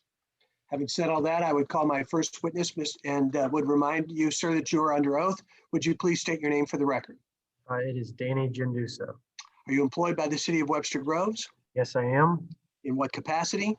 As planner, Describe generally your duties in that position. to administer and execute zoning regulations. The slide that is exhibit number 4, would you describe that generally, please? Yes, it is an aerial photograph of the subject property. It is exhibit 4 in the packets. Through your work with the city, are you familiar with 124 Helfenstein Avenue? Yes, I am. Is that within the city limits? Yes, it is. And in what zoning district would that property be found? It is in the A2 15,000 square foot residence district. If you go to the next slide, please. Would you tell me, please, what variance is requested by the applicant? Yes, the applicant is requesting two variances. One is a variance of 2.3 feet from the required 5-foot west side yard setback to construct a new detached garage located 2.7 feet from the west side property line. The second variance is for 2.3 feet from the required 5-foot south rear yard setback in order to construct the new detached garage 2.7 feet from the south rear property line. If you go to the next slide, please. Would you tell us what municipal code sections apply to these requests? It is section 53.058 subsection N in the development standards for accessory structures. States that accessory buildings may be built in a rear yard, but such accessory building shall not occupy more than 30% of a rear yard and shall not be nearer than 5 feet to any side or rear lot line. And in this section, the subject of the variance is the setback requirements of 5 feet. All right, if you'd go to the next slide, please. Can you describe the existing conditions of the property relevant to the variance requests? Yes, so on the slide above is the boundary and topographic survey of 124 Helfenstein Avenue. According to St. Louis County records, the existing house was built in 1935.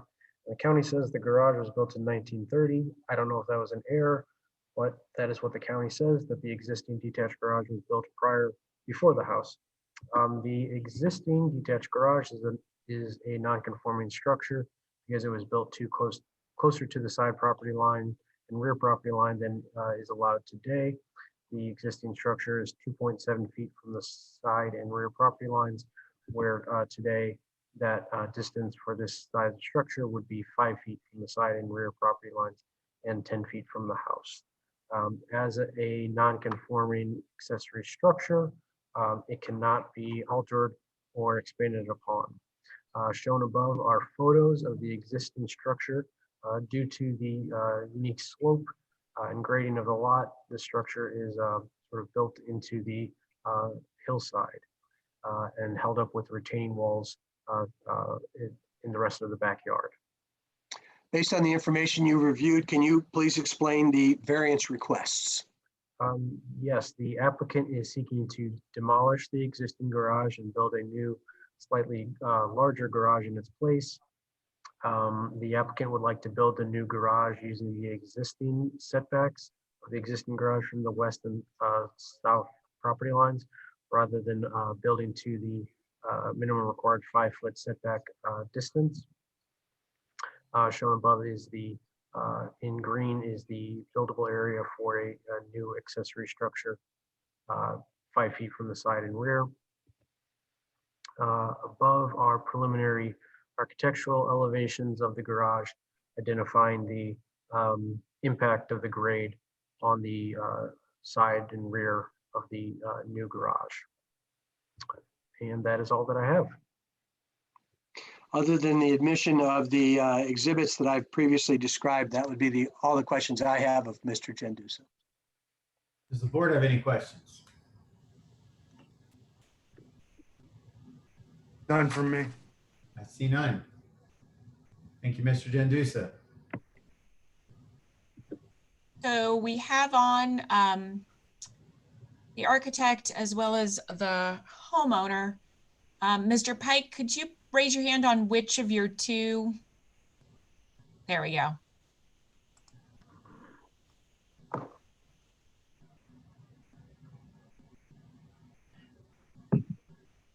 Mr. Pike, please unmute and video if you'd like.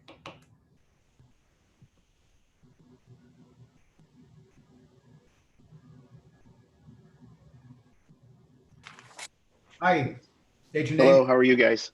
We're good. Christopher Pike with Thomas Allen Group Architects. How are you guys? Fine, thanks. Hi, Mr. Pike. Do you solemnly swear the testimony you're about to give is the truth, the whole truth, and nothing but the truth? I do. Please tell us about this. So the homeowners, Eric and Mary Kessner, hired me to design a 2-car garage in place of the existing 2-car garage. Its size is relatively small and difficult to use right now with their family. It's about a 15-foot size garage door where they cannot get their cars in it as it sits. In designing and playing around with the site and seeing where we could fit a garage, I suggested at one point put it in the very back corner, but really all that does is makes it more difficult for them to get out of their garage. They have to back up in sort of an L-shaped driveway, and scooting it behind the house just swallows up their backyard so much. We already are swallowing up as we stand. Their views are cut down drastically, and the further I scoot it towards the back of to central of the back of the house, it's harder and harder to get out of the left side parking spot of the garage, and not hit the corner of the house. So I was kind of hoping we could maintain that south and that I forget which direction I'm looking at now, the other setback, which are encroached right now, is what we prefer to do. And that rear yard, if you look at, I don't know if you can flip over to it, but the official site plan from Sherrill and Associates, you'll see that rear yard contour line, you're up at like 612 and the house is roughly at 605. So you either have to excavate a lot of dirt or you have to bring in a lot of dirt and have a really steep driveway up to a high garage. So I felt this is minimal disturbance by trying to keep it where it was. We still have to have 3 retaining walls of the garage, but at least we don't have to dig out too much more. We don't have to scoot it over too much for the homeowner's ease. And then there's kids, future drivers. So if we can get 2 cars in the garage and then allow some parking on that pad behind the doors, or in front of the doors, I should say, for future drivers. Really, those are the hardships I'm kind of talking about here. If I need to repeat any of that, let me know. What I heard you say, if you scooted the garage toward the center, yes, of the backyard, that's going to make it, I can see by looking at this, that would make it harder if you were backing a car out. The side of the garage nearest the house, you're just creating a sharper angle. Yeah, the further I got to go that way, the harder it is. It's already a little difficult with what we're going to do, but we'll manage. If I have to go further, it just gets so difficult to back in and out of there. And, you know, I don't like the idea of pushing that garage and swallowing up that entire view, because I've got, I don't know how many feet I've got across there. I forgot to measure that, but I'm cutting off a good portion of the rear yard. It's just such a pie-shaped lot. You don't have much rear yard. No, there's not much as it is with the garage as it exists. That's why I was hoping we could get this. And once again, that hill, there's a lot of dirt to remove if I scoot it over more. Okay, thank you. And I believe the homeowners may or may not want to speak, just so you know. Okay. I have a question for the architect. The dark lines, those are retaining walls, correct? Both on this lot and on the adjacent lot. Yes, correct. Okay, thank you. Could I ask just one question, just mathematically? If you move the thing 3 feet toward the center of the backyard, you'd clear all the distances. Well, that's kind of the difficulty there. You'd clear all of you, there'd be no variance. We're already having a little bit of difficulty getting out of the garage as we stand. We're trying to keep it to a minimum. Okay, well, okay, fine. Okay. Gotcha. I'll have no other questions for Mr. Pike. I'm going to move him back over and move the homeowners in. Okay.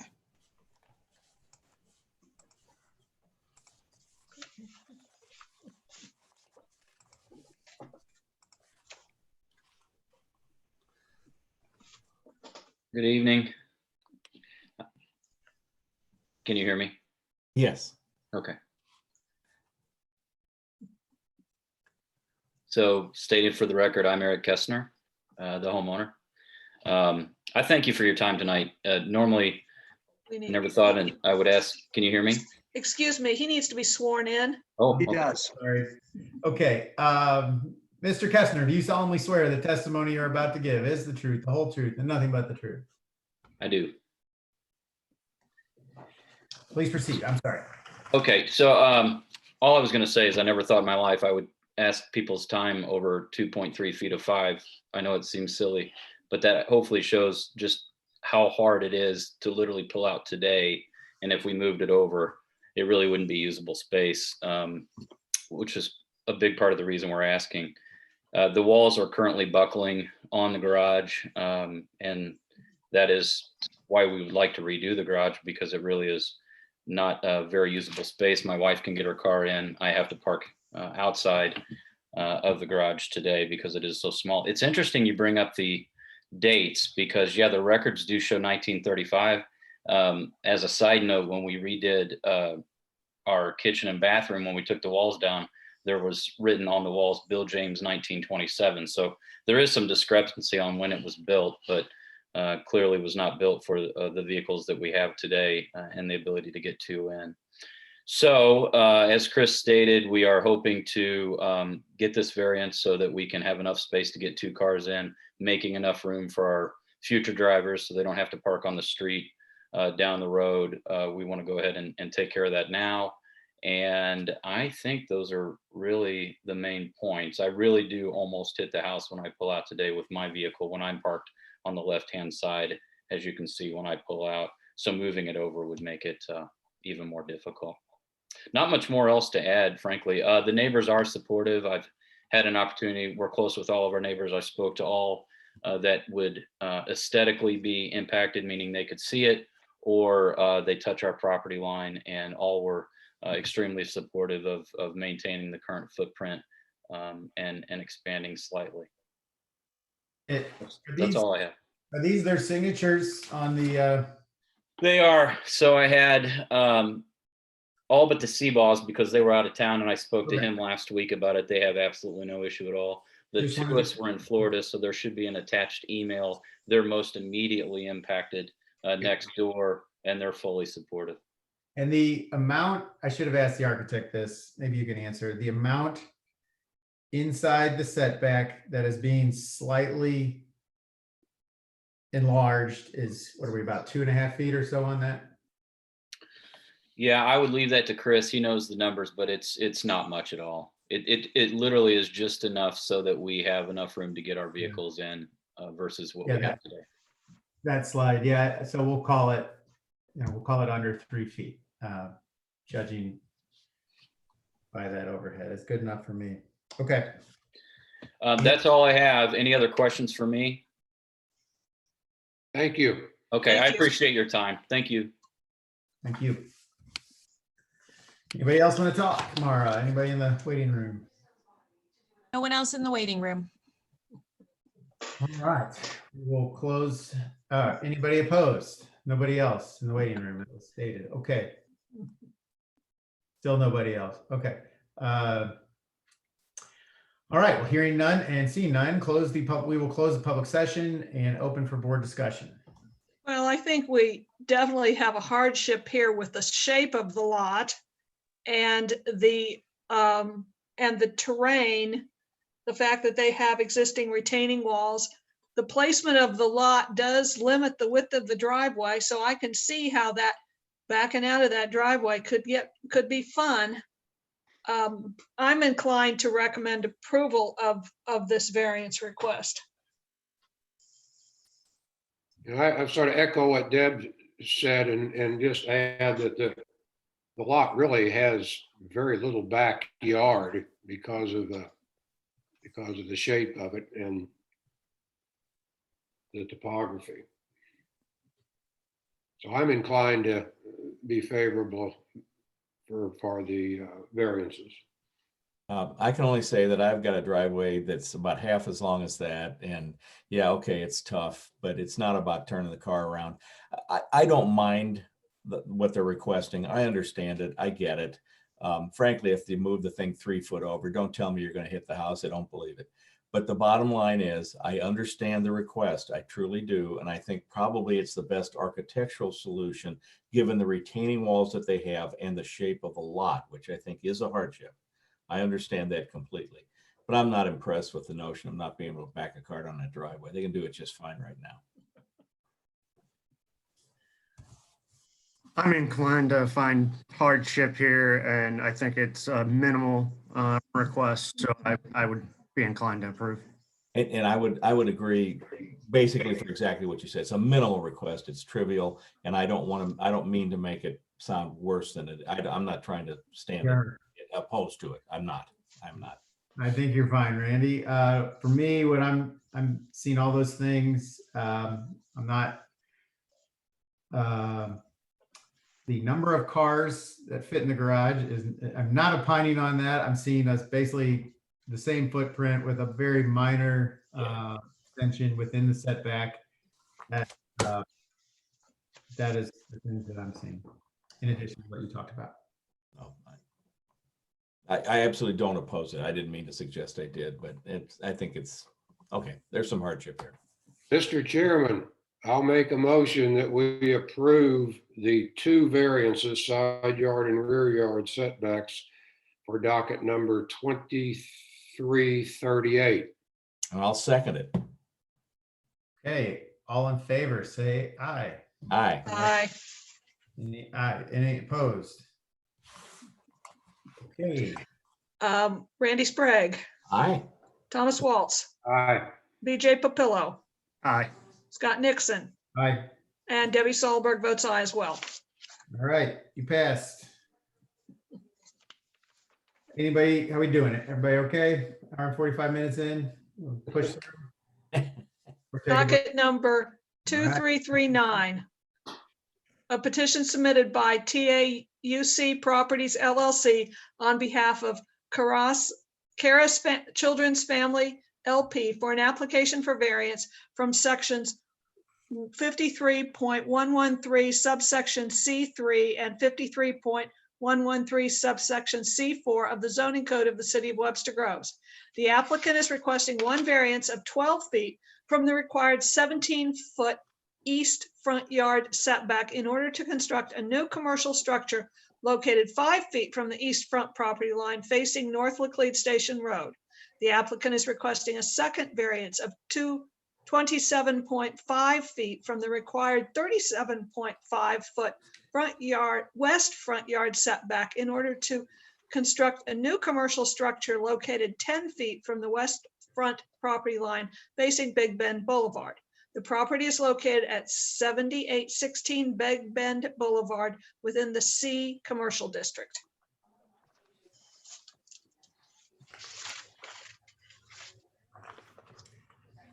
Okay, city. Thank you. The board has in its packet 9 different exhibits that are relevant to this particular hearing. Exhibit 1 is the public hearing notice. Exhibit 2 is the application itself. Exhibit 3 is the St. Louis County property tax records and aerial photographs. Exhibit 4 is another aerial photograph of the subject property from the city's GIS map. Exhibit 5 is section 53.113, subsection C3, and 53.113, subsection C4 of the municipal zoning code of Webster Groves. Exhibit 6 is the public hearing notice. Exhibit 7 is a letter to the applicant notifying them of tonight's hearing. Exhibit 8 is the city staff's PowerPoint that you will see in just a moment. And Exhibit 9 is Chapter 53 of the zoning code of the city of Webster Groves. Having asked for the admission of all those documents, I would call my first witness and remind you that the witness is under oath. Sir, would you state your name for the record, please? Danny Genduso. Are you employed by the city of Webster Groves? Yes, I am. And in what capacity? As planner. What are your general duties in that position? To administer and execute zoning regulations. We're looking at a slide that is marked as City Exhibit 4. Would you tell me what that is, please, generally? It's an aerial photograph of the subject property at 7816 Big Bend. Through your work with the city, are you familiar with 7816 Big Bend Boulevard? Yes, I am. And is that within the city limits? Yes, it is. And in what zoning district might I find that particular property? It is in the C Commercial District. All right, I'd ask you to go to the next slide, please. Can you tell me what variance is requested by the applicant? The applicant is requesting variances from the front yard setbacks. The first variance is for 12 feet from the required 17-foot east front yard setback in order to construct a new commercial structure, which would be located 5 feet from the east front property line facing North Laclede Station Road.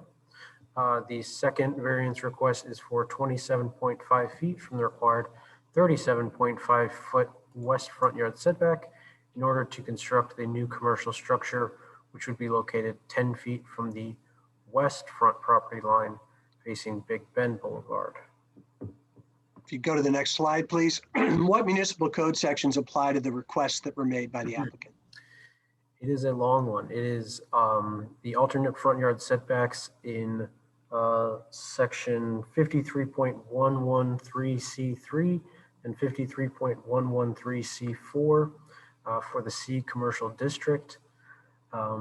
It states that when or on after September 20th, 1956, 40% or more of a street frontage, including the lot or lots in issue on the same side of the street in the same block, were occupied by two or more buildings, then the minimum depth of the front yard heretofore established shall be adjusted in the following manner.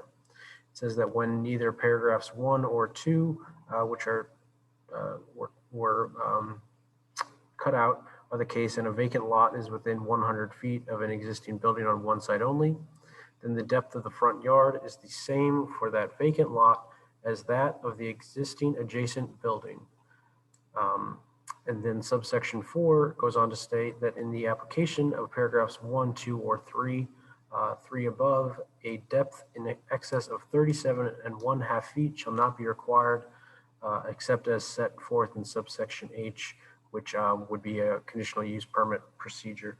Basically what this is stating is that new commercial buildings on corner lots in the C commercial district are supposed to use the existing front setback line of the nearest adjacent building to them as their own required front setback line. But if the nearest adjacent building is sitting so far back on the lot, the furthest setback that the new building would have to use would be 37.5 feet. If you go to the next slide, please. Can you describe the existing conditions of the property relevant to the first variance request using this boundary survey and site plan? Yes, so the subject property is the wedge-shaped lot at the intersection of Big Bend and North Laclede Station Road. Due to its wedge shape, the property has two front yards facing Big Bend and Laclede Station. The applicant intends to demolish the existing structure at the southern edge of the subject property for the construction of a new wedge-shaped building at the sort of the peak of the lot. To accommodate adequate parking for their intended use, they also intend to demolish the commercial building on the adjacent property immediately to the southwest, which you can kind of see in this area at 7834 Big Bend Boulevard.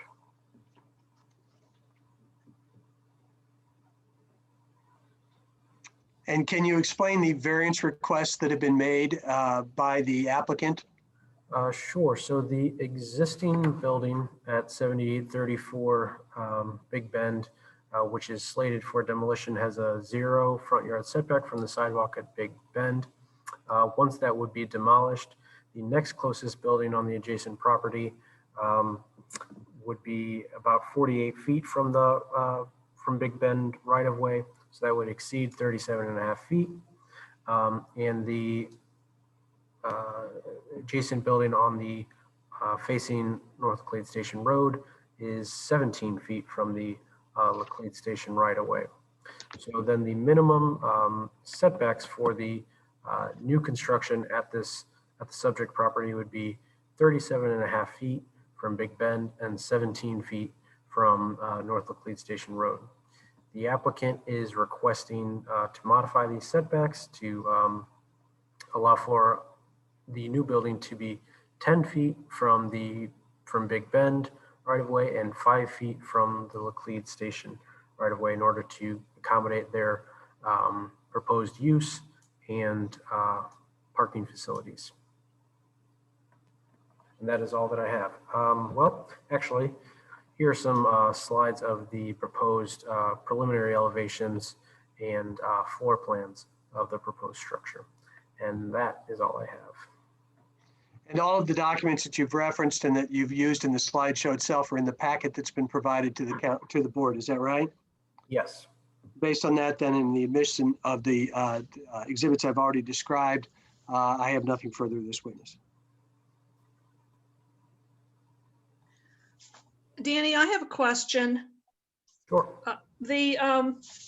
So this would relocate the existing entrance that's on to this property from Laclede Station Road, and it would and I think and access to Big Bend would stay the same.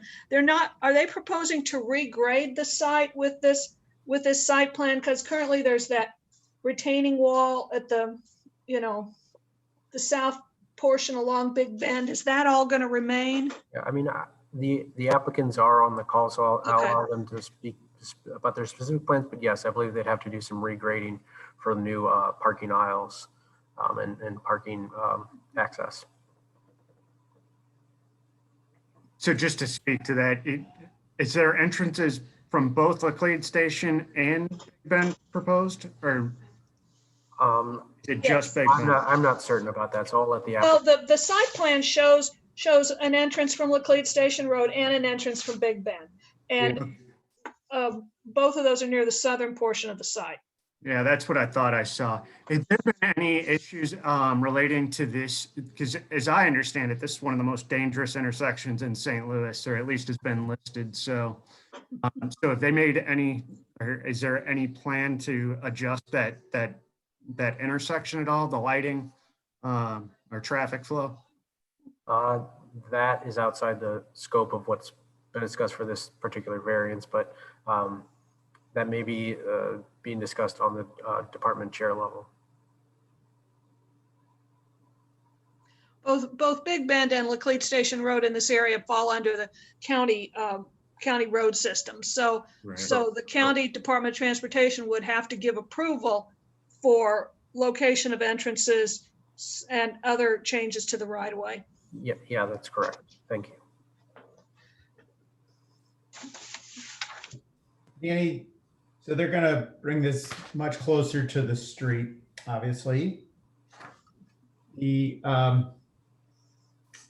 other than when we start referencing the neighboring buildings and where they're currently located, does the code for this zoning district have a setback requirement for a typical commercial building?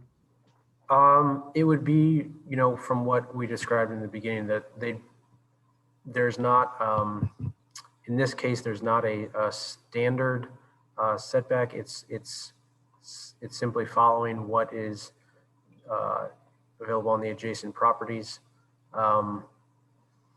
Okay, so the code for this zoning area or zoning district does not have a set minimum setback. Correct. It's going to be default to this hodgepodge of old houses and right buildings we have in that stretch of Big Bend. Okay.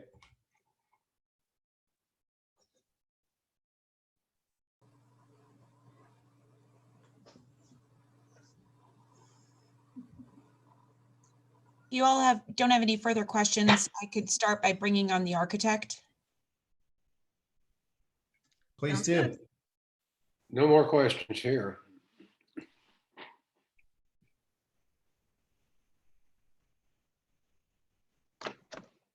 Hi, John. Unmute and hit the video.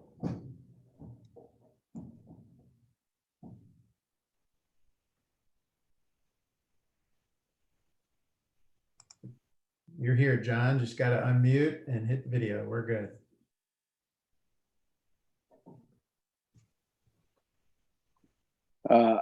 Are you looking for the architect? Oh, sorry. Did I? That it's Mike Lear or Stephen Feeler.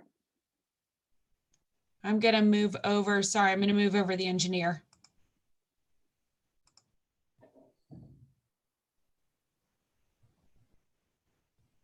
Okay.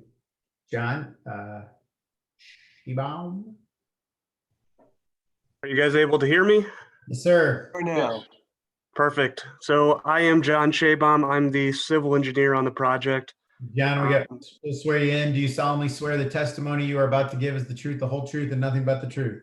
Yes. Okay, proceed. Okay, so just to start off, just because it was a fresh question in terms of typical commercial setbacks in Webster Groves, I believe one other item that wasn't covered is along Big Bend Boulevard. If there wasn't any, there's two requirements for setbacks. One is based on adjacent buildings, or it would also be 40 feet from the center line of Big Bend Boulevard. If we went 40 feet from the center line of Big Bend Boulevard, that would give us our 10-foot setback. And then the same kind of goes on Laclede Station. It's a 30-foot setback from the center line of Laclede Station, which 30 feet wouldn't even get into our property. So that would make a 0 setback wide on North Laclede Station. Now, both of those have caveats of or whatever the adjacent property is, whichever's greater. So obviously, what's been presented is correct. I'm not arguing against that at all. I'm just trying to provide an alternative commercial layout. Just so I make sure I got that, you're saying in this district or broader speaking in Webster or different district? I'll have to let Danny correct me on that, whether that's through every district or if that's just in the commercial district. Yes, those setbacks are applicable just on Big Bend and Laclede Station Road. They're not specific to the C commercial district or I got it. Old Orchard or anything. Thank you. Sorry, continue, John. Okay, so moving into it, we are requesting for a 10-foot setback on Big Bend and a 5-foot setback on North Laclede Road. Hardships that we're facing, obviously this is an odd shaped lot. We're dealing with a wedge here, triangular lot that's going to be more difficult to develop. There are grade issues on the site. As pointed out on the existing site, there's a retaining wall. I roughly show, based on our topo, about 12 feet of grade change from the northwest portion of the property to the southeast portion of the property. That's also going to be a hardship we're working through. So in order to address that, what we have done with our layout is we've put the building in this northern section of the triangle, which gives us the higher ground so that stormwater wise, we're flowing water away from the building. If we would go down to the wider area of the wedge, we'd have stormwater draining towards our building. Secondarily, the wider portion of the site is better used as parking and drive aisles in order to get our customers in and out of the development. Access on the property, as shown in the existing condition. On Big Bend, we're reutilizing the existing access, so no change there. On North Laclede Station, there was an access at the very northeast corner of our property closest to the signal. By putting our building here, we're able to close that access and create a hopefully more safe access further to the southeast, providing more distance between our access and the signal. The existing retaining wall will be demolished. There is going to be quite a bit of grade work done on this site. If you can see on the site plan, there is a proposed retaining wall holding our parking area up. And then as we come down to that lower level of parking, that whole area is going to be graded at like a 10% slope or something to connect to North Laclede Station again.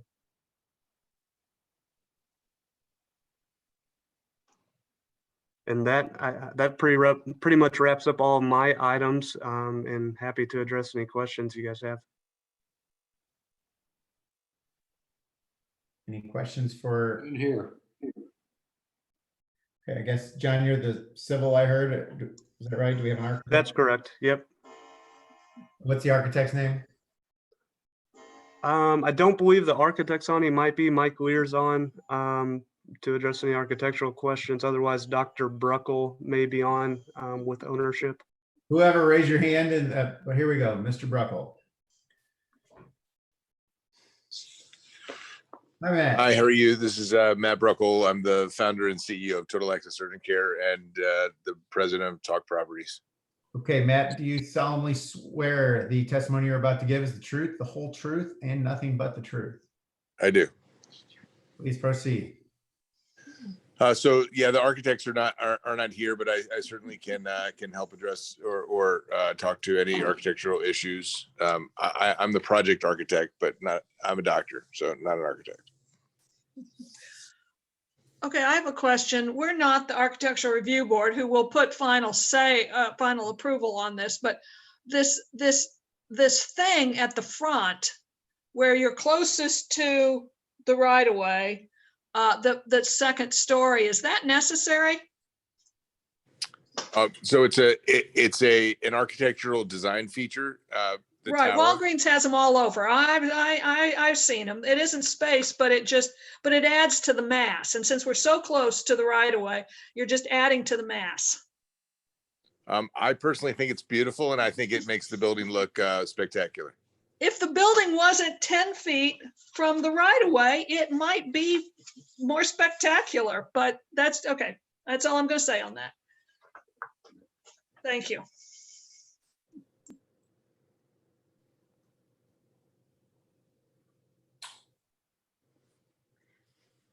Any other questions, guys? Matt or anyone else? Can you talk about any other designs? No questions here. Matt, did you guys look at any other layouts? Can you speak to any other things you tried? We've tried many different options. I mean, it's a very difficult lot. I actually believe that and I was Webster Groves is my original home. I used to live in Webster Park, and Total Access Urgent Care was founded in Webster. I think this is a great corner. I think it's a phenomenal improvement from the used car lot that sits there currently. It's the entrance to Webster Groves, and I really do think that the building made of all brick or mostly brick and stone is really a very nice looking building that will make a nice entrance into the town of Webster Groves. As Debbie said, we are not the architectural review, and I don't try to impose my sense of style on you guys. We're here to look at the setbacks. So can you state pretty clearly for us your hardship here? And yeah, the lot is tiny. The layout is impossible if we don't come out to the corner.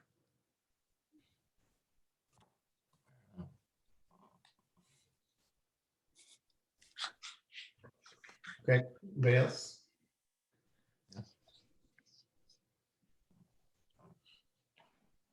Anybody else? Matt, I assume anything else to add? No questions. No. All right, Mara, anybody else raising their hand?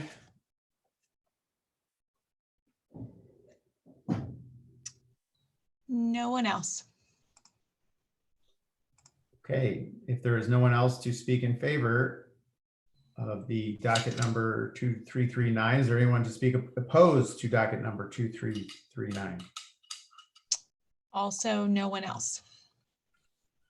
Okay, well, hearing nobody else, we will close this for public discussion and discuss amongst the board. All right. Personally, I don't feel like they've made their case for an undue hardship, other than aesthetically. That's what works best for them. But other than that, I didn't find any real undue hardship.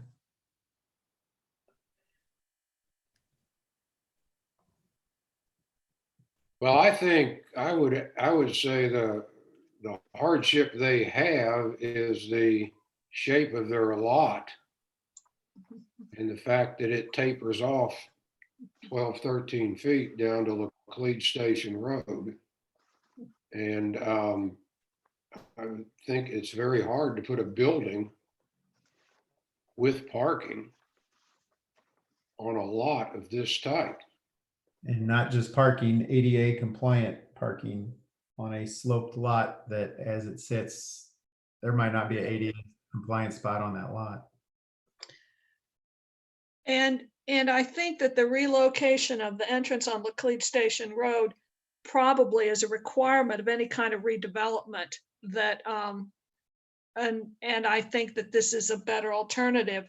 I would also point out that this sort of, the argument he made that if we went by the zoning ordinance, well, that section of the zoning ordinance that applies to Laclede Station Road was written probably in 47 with the adoption of the original zoning ordinance. And Laclede Station Road's been widened a number of times since then.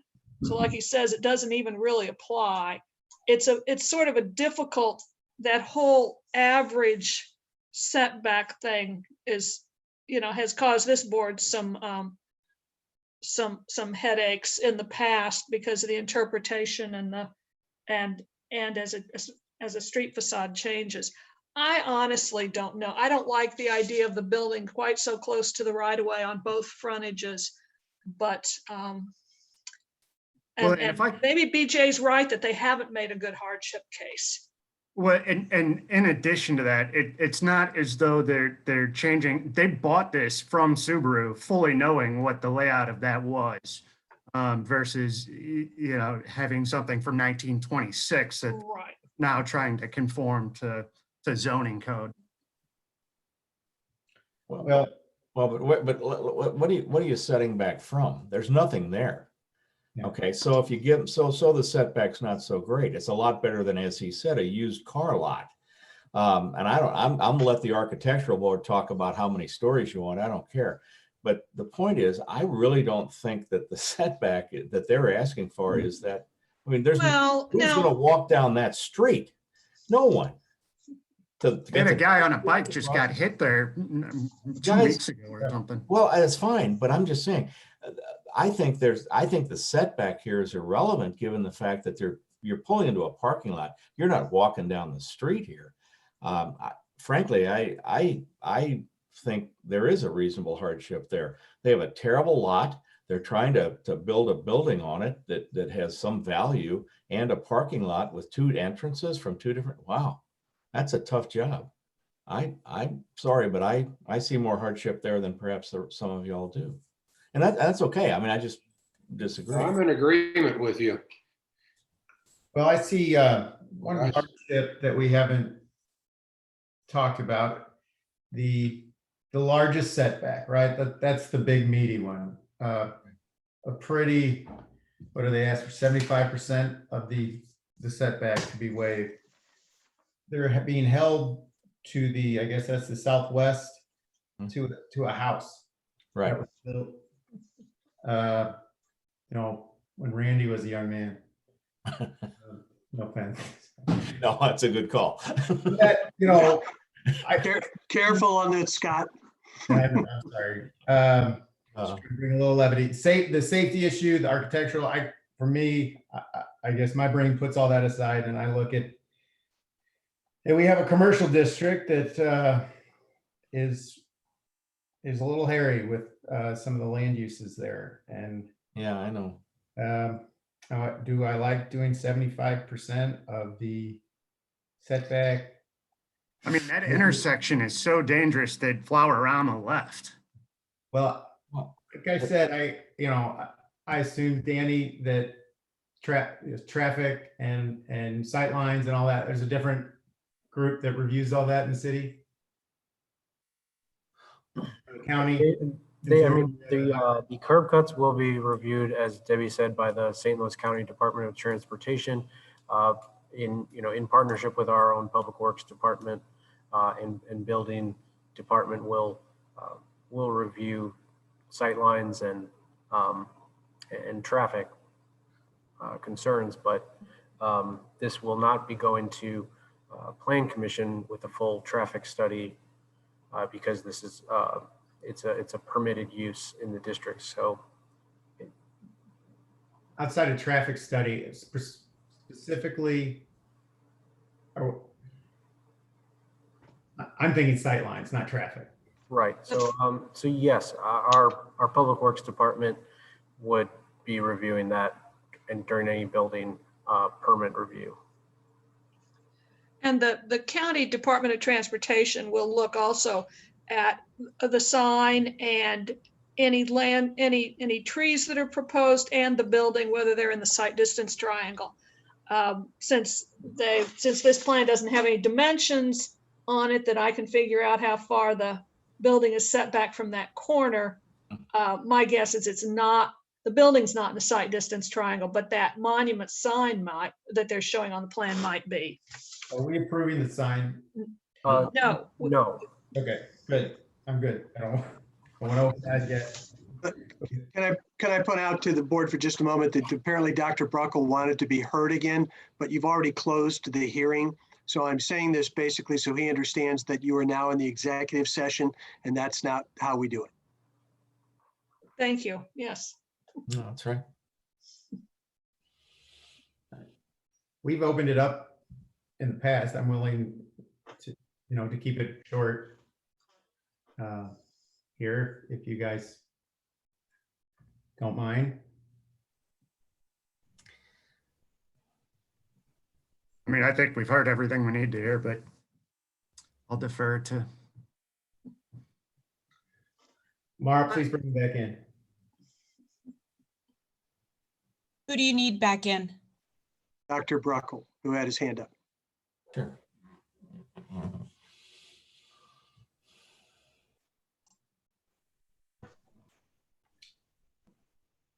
Hi, thanks for allowing me back in. I really appreciate it. We have studied the shape of the building. We've studied the lot. We are extremely tight, and I think if we don't get this setback variance, it'll kill the deal. I understand that. Okay. Okay. Thank you.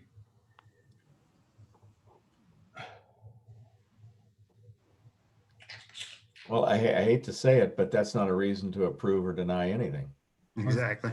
I'm That's sorry. I don't accept that as a major. I don't. That's not the issue here. And then the issue is, what do we have purview over, which is the setback. Yeah, the plan commission's got to look at this. The county's got to look at this. A lot of people got to look at this. And what we're really looking at is how far they can be off the street. That's it.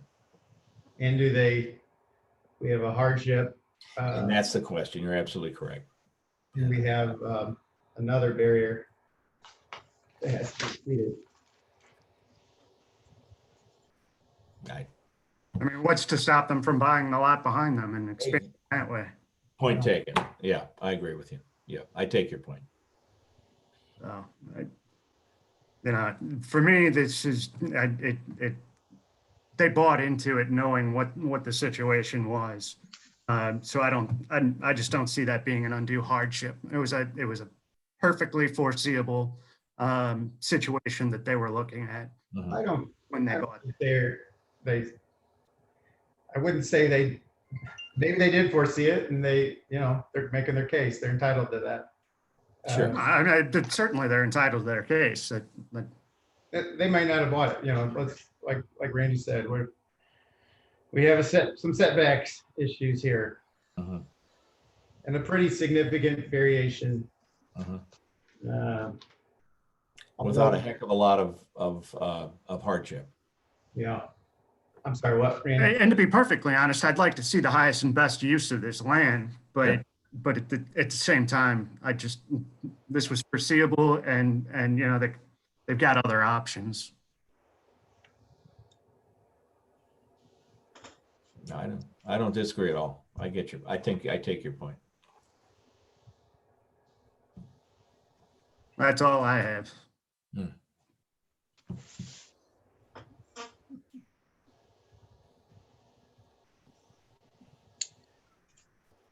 Well, in the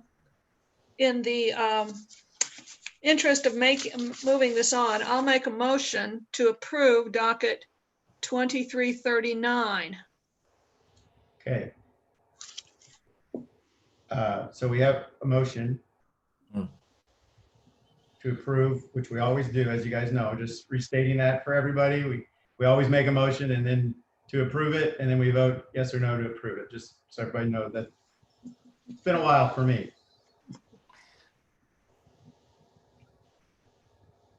Hearing no second, I'd say. Oh, I'll second it.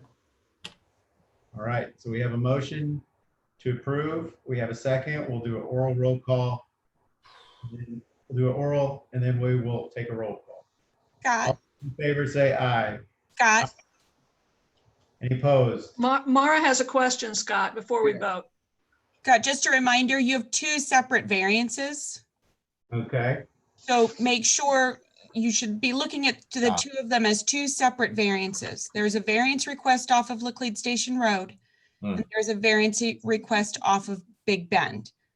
You usually do take them as two separate votes. I know we didn't do it in one of the last ones and we should have. But Okay, there, let me modify, may I modify my motion? Yes. I make a motion to approve the variance, approve docket 2339, particularly the variance of 12 feet from the required 17-foot east front yard setback along Big Bend. And I will re-second that motion. No, I'm sorry, that's Laclede Station Road. That's Laclede. And I second that. Okay. all right, so we're gonna vote on the variance from Laclede Station Road. Okay, no, I'm sorry. I'm looking at this and they're asking for a, You're right, I think you got it right. 12 feet. okay, on Laclede Station Road, 17, 5 Yeah. feet in lieu of 17 feet along Laclede Station Road. Right. Correct. All right, we will do an oral and then a roll call on that, and then the second variance after that. Sound good, Neil? Yes. Okay. All those in favor, say aye. Aye. Aye. Aye. Any opposed? No, Opposed. Take the roll. Randy Sprague, Aye. Thomas Waltz, Aye. BJ Papillo, Opposed. Scott Nixon, Aye. Debbie Solberg votes no. Okay, motion failed. Make a motion to approve docket 2339, the particular request of a variance of 27.5 feet from the required 37.5 foot west front yard setback in order to construct a new commercial structure located 10 feet from the west property line facing Big Bend, west front property line facing Big Bend. Second. All right, we have a motion. We'll take the oral and then a roll call. All those in favor say aye. Aye. Aye. Any opposed? Nay. Randy Sprague, Aye. Thomas Waltz, Aye. BJ Papillo, Nay. Scott Nixon, Aye. Debbie Solberg votes aye. We got passed. Okay. Well, applicant, please see the city staff during business hours to see your next steps, and thanks for coming in.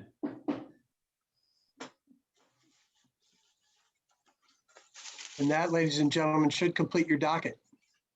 I believe it does. Do we have any new business cleanup? I don't think we have any new business specific. I think you've probably all heard we will not be having the Christmas party due to coronavirus pandemic. I don't know for certain. I think we've gotten one appeal for December, so we probably will be meeting in December via Zoom again, and into the new year in early winter, at least we'll be meeting on Zoom still. And I guess I also just want to thank you all for your patience and for your effort and thought you're putting into all of this, and sticking with us through till about 9:30. Good job. Thank you to the lovely Mara for hostessing. Right, and I do appreciate the hard copies as well as the PowerPoint presentations. I think the staff does an excellent job. Yes, agree. Absolutely. Thank you so very much for that. I deeply appreciate that. I wish we were having a Christmas party to celebrate you all. Thank you. Oh, well, Are I we wish, off- I just hope everybody has a nice Thanksgiving. Are we off the record now, or have we closed the meeting? No, we have not. you're still recording. So we are still recording. There are no additional attendees in the waiting room. You'd have to make a motion to adjourn and close the. I need a motion to adjourn, please, and then we can. Second, I move to adjourn. Second. All in favor? Aye. We're adjourned. Video off. Tell us when, Mara. No, before